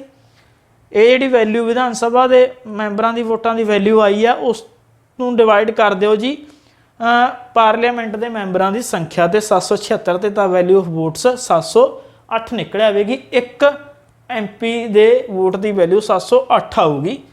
तो अगे टोटल करने के लिए 708 नूं असीं 776 नाल गुणा कर देंगे, वो अगे आपां समझाउने हैं। वाले इलाके ने, राज ने या केंद्र शासित प्रदेश ने, उन्हां दी वैल्यू ऑफ वोट्स किवें कढ़ी जाती है तो MPs दी किवें कढ़ी जाती है, या फिर टोटल जिहड़े वोटर ने साडे इलैक्टोरल कॉलेज दे विच वो किन्ने हो सकते हैं। 4896 की असीं गल कीती सी। कढ़िया किवें जांदा है? कढ़ण दा एक ये भी तरीका है कि पॉपूलेशन असीं देखिया सी कि जिन्नी पॉपूलेशन है किसी स्टेट की, टोटल पॉपूलेशन, उसनूं उस स्टेट दे विच विधान सभा ਦੀਆਂ जिन्नियां सीटां नेगीਆਂ उन्हां ते डिवाइड कर दो तो जिहड़ी गिणती आवेगी उसनूं 1000 नाल भाग कर दो। पर पॉपूलेशन का डाटा कदों का देखा जाए? पॉपूलेशन जे हर साल की पॉपूलेशन देखी जाएगी तो डाटा जिहड़ा हरेक वोटां दे विच चेंज होवेगा, क्योंकि पॉपूलेशन हरेक साल बाद दर साल बदलती रहिंदी हैगी। पर साडे देश दे विच यह चीज़ जिहड़ी वो फिक्स की हुई है। साडे देश दे विच जिहड़ा पॉपूलेशन डाटा है वो 1971 का चक्या जाता है। 1971 नूं आधार साल मन्निया जाता है। आधार साल मनण का एक कारण है, असीं देखिया है कि जिहड़ा रिजर्वेशन सिस्टम है वो भी 1971 की पॉपूलेशन तो लैके ही चलता आ रहा है। इनू आधार साल मनण का कारण यह है क्योंकि पहला तो सिस्टम सी जिहड़ा वो साडे जनगणना साडे देश दे विच 10 साल बाद हुंदी है। 1951 की हुई, 61 की हुई, 71 की हुई तो सिस्टम है जिहड़ा ठीक चलता रहा। पर 71 दे विच एक थोड़ा जिहा रौला पिया। रौला साउथ इंडियन स्टेट्स सी जिहड़े साडे देश दे उन्हां वल्लों पाया गया।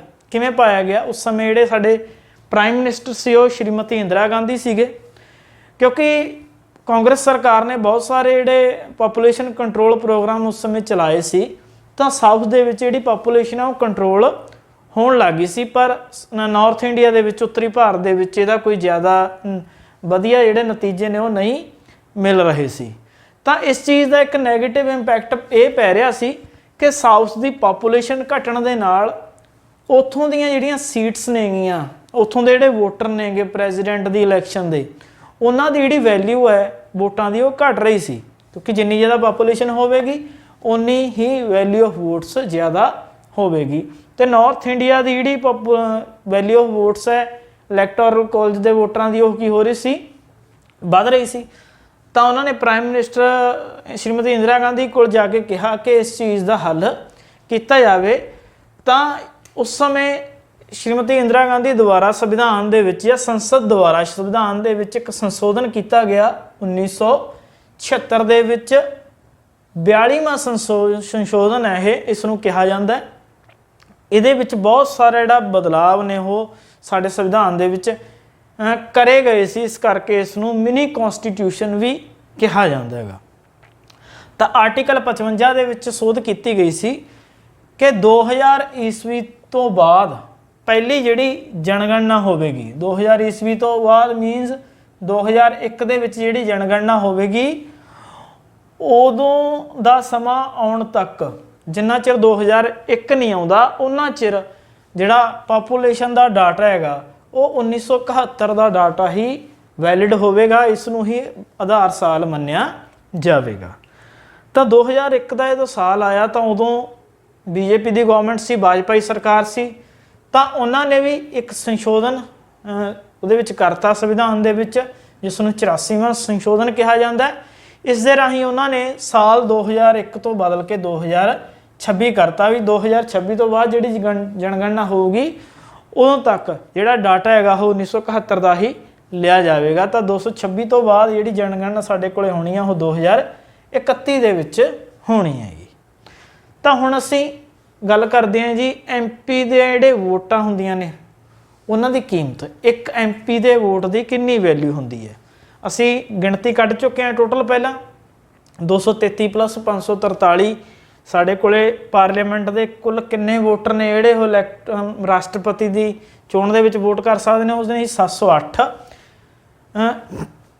ਤਾਂ 708 ਕਿਵੇਂ ਨਿਕਲਿਆ ਸੀਗਾ, ਕਿਉਂਕਿ ਟੋਟਲ 776 ਆਇਆ ਸੀ ਸਾਡੇ ਕੋਲੇ। ਟੋਟਲ ਜਿਹੜੇ MP ਨੇ ਜਿਹੜੇ ਵੋਟ ਕਰ ਸਕਦੇ ਨੇ ਉਹ 776 ਆਇਆ ਸੀਗਾ। ਤਾਂ ਕਿਉਂਕਿ 233 + 543 ਅਸੀਂ ਕਰਿਆ ਸੀ, ਤਾਂ 776 ਨੂੰ ਭਾਗ ਦਿੱਤਾ ਸੀ ਅਸੀਂ ਕਿਸ ਨੂੰ ਭਾਗ ਦਿੱਤਾ ਸੀ 776 ਤੇ ਵਿਧਾਨ ਸਭਾ ਦੇ ਜਿਹੜੇ ਮੈਂਬਰ ਨੇ ਉਹਨਾਂ ਦੀਆਂ ਜਿਹੜੀਆਂ ਵੋਟਾਂ ਦੀ ਟੋਟਲ ਵੈਲਿਊ ਹੈ ਉਹ ਸਾਡੇ ਕੋਲ ਨਿਕਲੀ ਸੀ 5,49,495। ਇਸ ਨੂੰ ਅਸੀਂ ਭਾਗ ਦਿੱਤਾ ਸੀ 776 ਤੇ, ਤਾਂ ਇੱਕ ਵੋਟ ਦੀ ਜਿਹੜੀ ਵੈਲਿਊ ਨਿਕਲੀ ਸੀ 708 ਨਿਕਲੀ ਸੀ। ਤਾਂ ਇੱਕ ਵੋਟ ਦੀ ਵੈਲਿਊ 708 ਹੈ। ਸਾਰੀਆਂ ਵੋਟਾਂ ਦੀ ਵੈਲਿਊ ਕਿੰਨੀ ਹੋਵੇਗੀ, 708 ਨੂੰ 776 ਨਾਲ ਗੁਣਾ ਕਰਾਂਗੇ ਤਾਂ ਇਹ ਬਣ ਜੂਗੀ ਜੀ 5,49,408। ਤਾਂ ਸਾਡਾ ਜਿਹੜਾ ਸੈਕੰਡ ਪ੍ਰਿੰਸੀਪਲ ਸੀਗਾ ਕਿ ਵਿਧਾਨ ਸਭਾ ਜਾਂ ਰਾਜ ਅਤੇ ਕੇਂਦਰ ਦੇ ਵਿੱਚ ਪੈਰਿਟੀ ਹੋਣੀ ਚਾਹੀਦੀ ਹੈ, ਸੰਤੁਲਨ ਹੋਣਾ ਚਾਹੀਦਾ, ਤਾਂ ਉਹ ਇੱਥੇ ਹੱਲ ਹੋ ਜਾਂਦਾ ਹੈਗਾ। ਕਿਉਂਕਿ ਦੋਨਾਂ ਦੀ ਜੇ ਅਸੀਂ ਵੈਲਿਊ ਆਫ ਵੋਟਸ ਦੇਖੀਏ ਤਾਂ ਉਹਨਾਂ ਦੇ ਵਿੱਚ ਬਰਾਬਰਤਾ ਆ ਜਾਂਦੀ ਹੈ। ਵਿਧਾਨ ਸਭਾ ਦੀਆਂ 5,49,495, ਇਸ ਦੀ ਹੈ ਜਿਹੜੀ 5,49,408। ਜੇ ਇਸ ਨੂੰ ਟੋਟਲ ਅਸੀਂ ਕਰ ਦੇਵਾਂਗੇ ਤਾਂ ਸਾਡੇ ਕੋਲ ਜਿਹੜੀ ਟੋਟਲ ਵੈਲਿਊ ਆਫ ਵੋਟਸ ਹੈ ਜਾਂ ਟੋਟਲ ਵੋਟਾਂ ਕਿੰਨੀਆਂ ਆ ਜਾਣਗੀਆਂ, 10,98,903 ਆ ਜਾਣਗੀਆਂ। ਤਾਂ ਇੱਕ ਇੰਪੋਰਟੈਂਟ ਕੁਐਸਚਨ ਤੁਸੀਂ ਸਮਝ ਲੈਣਾ ਜੀ ਕਿ ਸਾਡੇ ਦੇਸ਼ ਦੇ ਵਿੱਚ ਰਾਸ਼ਟਰਪਤੀ ਦੀਆਂ ਚੋਣਾਂ ਦੇ ਲਈ 4,896 ਵੋਟਰ ਨੇਗੇ ਜਿਹੜੇ ਵੋਟ ਕਰ ਸਕਦੇ ਨੇ, ਤੇ ਟੋਟਲ ਵੋਟਾਂ ਕਿੰਨੀਆਂ ਪੈਂਦੀਆਂ ਨੇਗੀਆਂ, ਉਹ ਪੈਂਦੀਆਂ ਨੇ ਜੀ 10,98,903। ਤਾਂ ਇਹ ਸਮਝ ਆ ਗਿਆ ਹੋਵੇਗਾ ਤੁਹਾਡੇ। ਉਸ ਤੋਂ ਬਾਅਦ ਅਸੀਂ ਗੱਲ ਕਰਦੇ ਹਾਂ ਜੀ, ਸਾਡਾ ਨੈਕਸਟ ਆਸਪੈਕਟ ਹੈ ਵੋਟਿੰਗ। ਇਹ ਦੋ ਚੀਜ਼ਾਂ ਬੜੀਆਂ ਸਮਝਣ ਵਾਲੀਆਂ ਨੇ, ਵੋਟਿੰਗ ਤੇ ਕਾਊਂਟਿੰਗ ਆਫ ਵੋਟਸ। ਵੋਟਿੰਗ ਕਿਵੇਂ ਹੁੰਦੀ ਹੈ, ਸਿੰਪਲ ਹੈ। ਕਾਊਂਟਿੰਗ ਆਫ ਵੋਟਸ ਕਿਵੇਂ ਹੁੰਦੀ ਹੈ, ਥੋੜਾ ਜਿਹਾ ਟੈਕਨੀਕਲ ਹੈ, ਅਸੀਂ ਸਮਝਾਂਗੇ। ਤਾਂ ਵੋਟਿੰਗ ਕਿਵੇਂ ਹੁੰਦੀ ਹੈ, ਇਹਦੇ ਵਿੱਚ ਪ੍ਰੈਫਰੈਂਸ਼ਨਲ ਵੋਟਿੰਗ ਹੁੰਦੀ ਹੈ, ਪ੍ਰੈਫਰੈਂਸ਼ੀਅਲ। ਅਸੀਂ ਪ੍ਰੈਫਰੈਂਸ ਦੇਣੀ ਹੁੰਦੀ ਹੈ। ਇਹ ਨਹੀਂ ਹੈਗਾ ਵੀ ਅਸੀਂ ਇੱਕ ਵਾਰ ਕਿਸੇ ਵਿਅਕਤੀ ਨੂੰ ਵੋਟ ਪਾਤੀ, ਠੀਕ ਹੈ, ਅਸੀਂ ਪ੍ਰੈਫਰੈਂਸ ਦੇਵਾਂਗੇ। 4 ਉਮੀਦਵਾਰ ਜੇ ਮੰਨ ਲਓ ਖੜੇ ਹੋਏ ਨੇ ਵੋਟਾਂ ਦੇ ਵਿੱਚ, ਤਾਂ ਅਸੀਂ 4 ਨੂੰ ਵੋਟ ਪਾਵਾਂਗੇ, ਪਰ 4 ਨੂੰ ਆਪਣੀ ਪ੍ਰੈਫਰੈਂਸ ਦੇਵਾਂਗੇ। ਮੀਨਸ ਜਿਵੇਂ ABCD 4 ਵੋਟਰ ਖੜੇ ਹੋਏ ਨੇ ਰਾਸ਼ਟਰਪਤੀ ਦੀਆਂ ਚੋਣਾਂ ਦੇ ਵਿੱਚ, ਤਾਂ ਅਸੀਂ ਪ੍ਰੈਫਰੈਂਸ ਦੇਵਾਂਗੇ ਕਿ ਸਭ ਤੋਂ ਪਹਿਲਾਂ ਮੇਰੀ ਵੋਟ ਕਿਸ ਨੂੰ ਜਾਵੇ, C ਨੂੰ ਜਾਵੇ। ਜੇ C ਕੈਂਡੀਡੇਟ ਨਹੀਂ ਜਿੱਤ ਰਿਹਾ ਤਾਂ ਉਸ ਤੋਂ ਬਾਅਦ ਮੇਰੀ ਵੋਟ A ਕੋਲ ਚਲੀ ਜਾਵੇ। ਜੇ A ਨਹੀਂ ਜਿੱਤ ਰਿਹਾ ਤਾਂ B ਕੋਲ ਚਲੀ ਜਾਵੇ। ਜੇ ਇਹ ਤਿੰਨੇ ਨਹੀਂ ਜਿੱਤ ਰਹੇ ਤਾਂ ਮੇਰੀ ਵੋਟ ਕਿਹਦੇ ਕੋਲ ਚਲੀ ਜਾਵੇ, D ਕੋਲ ਚਲੀ ਜਾਵੇ। ਤਾਂ ਅਸੀਂ 4 ਨੂੰ ਕੀ ਦਿੱਤੀ, ਆਪਣੀ ਪ੍ਰੈਫਰੈਂਸ ਦੇਤੀ। ਤਾਂ ਉਸ ਤੋਂ ਬਾਅਦ ਜਿਹੜੀ ਇਸ ਦੀ ਕਾਊਂਟਿੰਗ ਆ ਉਹ ਹੁੰਦੀ ਹੈ। ਤੇ ਜਿਹੜੇ ਮਤਦਾਨ ਹੈ ਉਹ ਗੁਪਤ ਹੁੰਦਾ ਹੈਗਾ, ਸੀਕ੍ਰੇਟ ਵੋਟਿੰਗ ਹੁੰਦੀ ਹੈ। ਕਿਸੇ ਨੂੰ ਕੁਝ ਪ੍ਰਕਾਰ ਦਾ ਕੁਝ ਦੱਸਿਆ ਨਹੀਂ ਜਾਂਦਾ ਕਿ ਕਿਸ ਬੰਦੇ ਨੇ ਕਿਸ ਵਿਅਕਤੀ ਨੂੰ ਵੋਟ ਕੀਤੀ ਹੈਗੀ, ਠੀਕ ਹੈ ਜੀ। ਇਹ ਅਸੀਂ ਗੱਲ ਹੀ ਕਰ ਚੁੱਕੇ ਹਾਂ ਕਿ ਹਰੇਕ ਵੋਟਰ ਨੂੰ ਸਾਰੇ ਉਮੀਦਵਾਰਾਂ ਪ੍ਰਤੀ ਆਪਣੀ ਪ੍ਰੈਫਰੈਂਸ ਦੇਣੀ ਪੈਂਦੀ ਹੈ। ਹੁਣ ਸਾਡਾ ਇੰਪੋਰਟੈਂਟ ਜਿਹੜਾ ਸਟੈਪ ਹੈਗਾ ਉਹ ਹੈ ਕਾਊਂਟਿੰਗ ਆਫ ਵੋਟਸ। ਕਾਊਂਟਿੰਗ ਕਿਵੇਂ ਕੀਤੀ ਜਾਂਦੀ ਹੈ, ਇਹਦੇ ਕਈ ਸਟੈਪ ਨੇਗੇ, ਸਟੈਪਸ ਆਫ ਕਾਊਂਟਿੰਗ ਕਈ ਸਟੈਪ ਨੇ। ਸਭ ਤੋਂ ਪਹਿਲਾਂ ਤਾਂ ਅਸੀਂ ਗੱਲ ਕਰ ਚੁੱਕੇ ਹਾਂ ਕਿ ਲੋਕ ਸਭਾ ਜਾਂ ਵਿਧਾਨ ਸਭਾ ਵਾਂਗੂ ਫਸਟ ਪਾਸਟ ਦੀ ਪੋਸਟ ਉਹ ਨਹੀਂ ਹੈਗਾ ਵੀ ਜਿਸ ਨੂੰ ਜ਼ਿਆਦਾ ਵੋਟਾਂ ਪੈ ਗਈਆਂ ਉਹ ਜਿੱਤ ਗਿਆ। ਇਹਦੇ ਵਿੱਚ ਨਹੀਂ ਚੱਲਦਾ ਤਰੀਕਾ। ਇਹਦੇ ਵਿੱਚ ਇੱਕ ਕੋਟਾ ਨਿਸ਼ਚਿਤ ਕੀਤਾ ਜਾਂਦਾ ਹੈਗਾ। ਹਰੇਕ ਵਿਅਕਤੀ ਦਾ ਇੱਕ ਕੋਟਾ ਹੁੰਦਾ ਕਿ ਜਿਹੜਾ ਵੀ ਵਿਅਕਤੀ ਜਿੱਤੇਗਾ ਉਸ ਨੂੰ ਉਸ ਕੋਟੇ ਦੇ ਬਰਾਬਰ ਜਿਹੜੀਆਂ ਵੋਟਾਂ ਨੇ ਉਹ ਲੈਣੀਆਂ ਜ਼ਰੂਰੀ ਨੇ। ਜਿੰਨਾ ਚਿਰ ਕੋਟਾ ਪ੍ਰਾਪਤ ਨਹੀਂ ਹੁੰਦਾ ਕਾਊਂਟਿੰਗ ਹੈ ਜਿਹੜੀ ਉਹ ਚੱਲਦੀ ਰਹੇਗੀ। ਕੋਟਾ ਕਿਵੇਂ ਡਿਸਾਈਡ ਕੀਤਾ ਜਾਂਦਾ ਹੈਗਾ, ਉਹਦਾ ਇੱਕ ਫਾਰਮੂਲਾ ਹੈਗਾ, value of total valid votes. ਜਿੰਨੀਆਂ ਵੀ ਵੈਲਿਡ ਵੋਟਸ ਪਈਆਂ ਨੇ, ਕੁਝ ਵੋਟਾਂ ਖਰਾਬ ਵੀ ਹੋ ਜਾਂਦੀਆਂ ਨੇ, ਉਹਨਾਂ ਨੂੰ ਛੱਡ ਦਿੱਤਾ ਜਾਂਦਾ। ਜਿਹੜੀਆਂ ਸਹੀ ਵੋਟਾਂ ਨੇ, ਵੈਲਿਡ ਵੋਟਾਂ ਨੇਗੀਆਂ, ਉਹਨਾਂ ਦੀ ਟੋਟਲ ਵੈਲਿਊ ਕਿੰਨੀ ਹੈ ਉਹਨੂੰ ਕਿਤੇ ਡਿਵਾਈਡ ਕਰ ਦਿੱਤਾ ਜਾਂਦਾ, ਨੰਬਰ ਆਫ ਵੈਕੈਂਸੀ। ਵੈਕੈਂਸੀਜ਼ ਕਿੰਨੀਆਂ ਨੇ, ਕਿਉਂਕਿ ਸਾਡੇ ਦੇਸ਼ ਦੇ ਵਿੱਚ ਰਾਸ਼ਟਰਪਤੀ ਇੱਕ ਹੈਗਾ ਤਾਂ ਵੈਕੈਂਸੀ ਇੱਕੋ ਹੀ ਹੋਵੇਗੀ, ਇਸ ਲਈ ਇਹਦੇ ਵਿੱਚ ਇੱਕ ਪਲੱਸ ਕਰ ਦਿੱਤਾ ਜਾਂਦਾ ਹੈ। ਤਾਂ ਜਿਹੜੀ ਵੀ ਇਹਦੇ ਨਾਲ ਕੀਮਤ ਆਵੇਗੀ ਉਸ ਦੇ ਵਿੱਚ ਇੱਕ ਜੋੜ ਦਿੱਤਾ ਜਾਵੇਗਾ ਤੇ ਇਸ ਤਰ੍ਹਾਂ ਅਸੀਂ ਕੋਟਾ ਕੱਢ ਲਵਾਂਗੇ। ਆਸਾਨ ਸ਼ਬਦਾਂ ਦੇ ਵਿੱਚ ਮੰਨ ਲਓ ਸਾਡੇ ਕੋਲ ਜਿਹੜੀਆਂ ਟੋਟਲ ਵੋਟਾਂ ਵੈਲਿਡ ਵੋਟਾਂ ਪਈਆਂ ਨੇ ਉਹਨਾਂ ਦੀ ਵੈਲਿਊ ਕਿੰਨੀ ਹੈ 100 ਹੈ ਤੇ ਸਾਡੇ ਕੋਲ ਵੈਕੈਂਸੀ ਕਿੰਨੀ ਹੈ 1 ਹੈ ਤਾਂ 1 + 1 2 ਹੋ ਗਏ ਤਾਂ 100 ਨੂੰ ਕਿਸ ਤੇ ਡਿਵਾਈਡ ਕਰ ਦਿਓ 2 ਤੇ ਡਿਵਾਈਡ ਕਰਾਂਗੇ ਜੇ ਅਸੀਂ 50 ਆ ਜਾਏਗਾ ਤਾਂ 50 ਨੂੰ ਕੀ ਕਰਾਂਗੇ +1 ਇਹਦੇ ਵਿੱਚ 1 ਜੋੜ ਦੇਵਾਂਗੇ ਤਾਂ 51 ਆ ਗਿਆ ਤਾਂ ਕੋਟਾ ਸਾਡਾ ਕਿੰਨਾ ਡਿਸਾਈਡ ਹੋ ਗਿਆ 51 ਕਿ 100 ਜੇ ਵੋਟਾਂ ਦੀ ਵੈਲਿਊ ਹੈ ਤਾਂ ਸਾਨੂੰ 51 ਵੋਟਾਂ ਲੈਣੀਆਂ ਜ਼ਰੂਰੀ ਨੇ ਜੇ ਕਿਸੇ ਬੰਦੇ ਨੇ ਪ੍ਰੈਜ਼ੀਡੈਂਟ ਦੀ ਇਲੈਕਸ਼ਨ ਜਿੱਤਣੀ ਹੈਗੀ ਇੰਨੀ ਗਿਣਤੀ ਲੈਣ ਤੋਂ ਬਿਨਾਂ ਉਹ ਜਿੱਤ ਨਹੀਂ ਸਕਦਾ ਜਿੰਨਾ ਚਿਰ 51 ਤੱਕ ਉਹ ਨਹੀਂ ਪਹੁੰਚਦਾ ਕੋਈ ਵੀ ਵਿਅਕਤੀ ਉਹਨਾਂ ਚਿਰ ਜਿਹੜੀ ਕਾਊਂਟਿੰਗ ਹੈ ਉਹ ਚੱਲੀ ਜਾਣੀ ਹੈ ਰਾਊਂਡ ਪਰ ਰਾਊਂਡ ਤਾਂ ਇਹਦੇ ਵਿੱਚ ਕਈ ਰਾਊਂਡ ਹੋ ਸਕਦੇ ਨੇਗੇ ਵੋਟਿੰਗ ਦੇ ਪਹਿਲੇ ਰਾਊਂਡ ਦੇ ਵਿੱਚ ਕੀ ਕੀਤਾ ਜਾਂਦਾ ਹੈਗਾ ਇਸ ਨੂੰ ਮੰਨ ਲਓ ਵੋਟਾਂ ਪਈਆਂ ਨੇ 4 ਜਿਹੜੇ ਕੈਂਡੀਡੇਟ ਖੜੇ ਹੋਏ ਸੀਗੇ ਉਹਨਾਂ ਚਾਰਾਂ ਨੂੰ ਜਦੋਂ ਵੋਟਾਂ ਪਈਆਂ ਪਹਿਲੇ ਰਾਊਂਡ ਦੇ ਵਿੱਚ ਉਹਨਾਂ ਦੀ ਗਿਣਤੀ ਕੀਤੀ ਜਾਵੇਗੀ ਮੰਨ ਲਓ 100 ਵੋਟਾਂ ਨੇ ਟੋਟਲ ਤਾਂ A ਨੂੰ ਪਈਆਂ ਜੀ 40 B ਨੂੰ ਪਈਆਂ 30 C ਨੂੰ ਪਈਆਂ 20 ਤੇ D ਨੂੰ ਪਈਆਂ 10 ਤਾਂ ਜਿਹੜੇ ਮੈਂਬਰ ਨੂੰ ਸਭ ਤੋਂ ਘੱਟ ਜਿਹੜੇ ਉਮੀਦਵਾਰ ਨੂੰ ਸਭ ਤੋਂ ਘੱਟ ਵੋਟਾਂ ਪਈਆਂ ਹੁੰਦੀਆਂ ਨੇ ਉਸ ਨੂੰ ਐਲੀਮੀਨੇਟ ਕਰ ਦਿੱਤਾ ਜਾਂਦਾ ਮੰਨ ਲਓ D ਹੈ ਇਸ ਨੂੰ ਸਭ ਤੋਂ ਘੱਟ 10 ਵੋਟਾਂ ਪਈਆਂ ਨੇ ਤਾਂ D ਨੂੰ ਇਲੈਕਸ਼ਨ ਤੋਂ ਬਾਹਰ ਕਰ ਦਿੱਤਾ ਜਾਵੇਗਾ ਤੇ ਇਹਦੀਆਂ ਜਿਹੜੀਆਂ 10 ਵੋਟਾਂ ਨੇ ਉਹ ਅੱਗੇ ਟ੍ਰਾਂਸਫਰ ਕਰ ਦਿੱਤੀਆਂ ਜਾਣਗੀਆਂ ਮੀਨਸ 10 ਲੋਕਾਂ ਨੇ ਆਪਣੀ ਪਹਿਲੀ ਪ੍ਰੈਫਰੈਂਸ D ਨੂੰ ਦਿੱਤੀ ਸੀ ਤਾਂ ਉਹਨਾਂ ਨੇ ਸੈਕੰਡ ਪ੍ਰੈਫਰੈਂਸ ਕਿਸ ਨੂੰ ਦਿੱਤੀ ਹੈ ਉਸ ਕੈਂਡੀਡੇਟ ਨੂੰ ਇਹ ਜਿਹੜੀਆਂ ਵੋਟਾਂ ਨੇ ਉਹ ਟ੍ਰਾਂਸਫਰ ਹੋ ਜਾਣਗੀਆਂ ਇਸ ਨੂੰ ਅਸੀਂ ਅੱਗੇ ਸਮਝਦੇ ਹਾਂ ਬੜੇ ਹੀ ਆਸਾਨ ਤਰੀਕੇ ਨਾਲ ਤਾਂ ਇਹ ਜਿਹੜਾ ਚੀਜ਼ਾਂ ਨੇਗੀਆਂ ਉਮੀਦ ਹੈ ਤੁਹਾਡੇ ਸਮਝ ਆ ਗਈਆਂ ਹੋਣਗੀਆਂ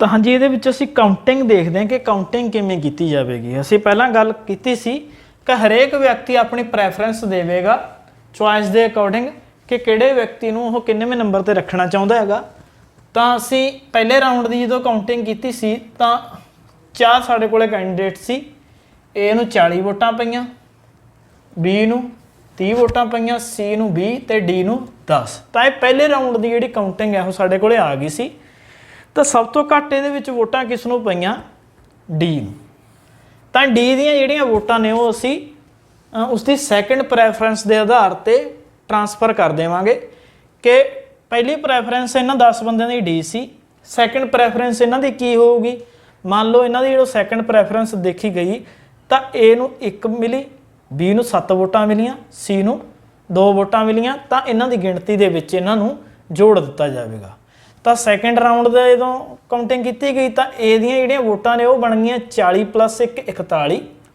B ਦੀਆਂ 30 + 7 37 C ਦੀਆਂ 20 + 2 22 ਤਾਂ ਜਿਹੜਾ ਸਾਡਾ ਕੋਟਾ ਸੀ ਉਹ 51 ਦਾ ਸੀ ਕਿ 51 ਵੋਟਾਂ ਇੱਕ ਵਿਅਕਤੀ ਨੂੰ ਚਾਹੀਦੀਆਂ ਨੇ ਜਿੱਤਣ ਦੇ ਲਈ ਸਾਡੇ ਕੋਲੇ ਨਹੀਂ ਆਇਆ ਤਾਂ ਫਿਰ ਥਰਡ ਰਾਊਂਡ ਦੀ ਜਿਹੜੀ ਕਾਊਂਟਿੰਗ ਆ ਉਹ ਕੀਤੀ ਜਾਊਗੀ ਇਹਦੇ ਲਈ ਕੀ ਕੀਤਾ ਜਾਊਗਾ ਕਿ ਜਿਹੜੀਆਂ ਉਮੀਦਵਾਰ ਨੂੰ ਸਭ ਤੋਂ ਘੱਟ ਵੋਟਾਂ ਪਈਆਂ ਨੇ ਮੰਨ ਲਓ C ਨੂੰ 22 ਵੋਟਾਂ ਪਈਆਂ ਨੇ ਇਹਨੂੰ ਐਲੀਮੀਨੇਟ ਕਰ ਦਿੱਤਾ ਜਾਵੇਗਾ ਤੇ ਇਹਦੀਆਂ ਵੋਟਾਂ ਦੀ ਜਿਹੜੀ ਨੈਕਸਟ ਪ੍ਰੈਫਰੈਂਸ ਹੈ ਉਸ ਦੇ ਆਧਾਰ ਤੇ ਉਹਨਾਂ ਨੂੰ ਟ੍ਰਾਂਸਫਰ ਕਰ ਦਿੱਤਾ ਜਾਵੇਗਾ ਕਿਉਂਕਿ C ਨੂੰ 22 ਵੋਟਾਂ ਪਈਆਂ ਨੇ ਟੋਟਲ ਜਿਨ੍ਹਾਂ ਦੇ ਵਿੱਚੋਂ 20 ਸੀ ਜਿਹੜੀ ਉਹ ਪਹਿਲੀ ਪ੍ਰੈਫਰੈਂਸ ਦੇ ਆਧਾਰ ਤੇ ਸੀ ਕਿਉਂਕਿ ਪਹਿਲੇ ਰਾਊਂਡ ਦੇ ਵਿੱਚ C ਨੂੰ 20 ਵੋਟਾਂ ਮਿਲ ਗਈਆਂ ਸੀ ਇਹਨਾਂ 20 ਬੰਦਿਆਂ ਦੀ ਜਿਹੜੀ ਪਹਿਲੀ ਪ੍ਰੈਫਰੈਂਸ ਸੀ ਉਹ C ਸੀ ਤੇ 2 ਵੋਟਾਂ ਉਹਨੂੰ ਕਿੱਥੋਂ ਆਈਆਂ ਸੀ D ਵਾਲੀ ਚੋਂ ਜਿਹੜੀ ਕਿ ਸੈਕੰਡ ਪ੍ਰੈਫਰੈਂਸ ਬਣਦੀ ਹੈ ਤਾਂ ਫਸਟ ਪ੍ਰੈਫਰੈਂਸ ਦੀਆਂ ਵੋਟਾਂ ਨੂੰ ਅਲੱਗ ਟ੍ਰਾਂਸਫਰ ਕੀਤਾ ਜਾਵੇਗਾ ਸੈਕੰਡ ਪ੍ਰੈਫਰੈਂਸ ਦੀਆਂ ਵੋਟਾਂ ਨੂੰ ਅਲੱਗ ਟ੍ਰਾਂਸਫਰ ਕੀਤਾ ਜਾਵੇਗਾ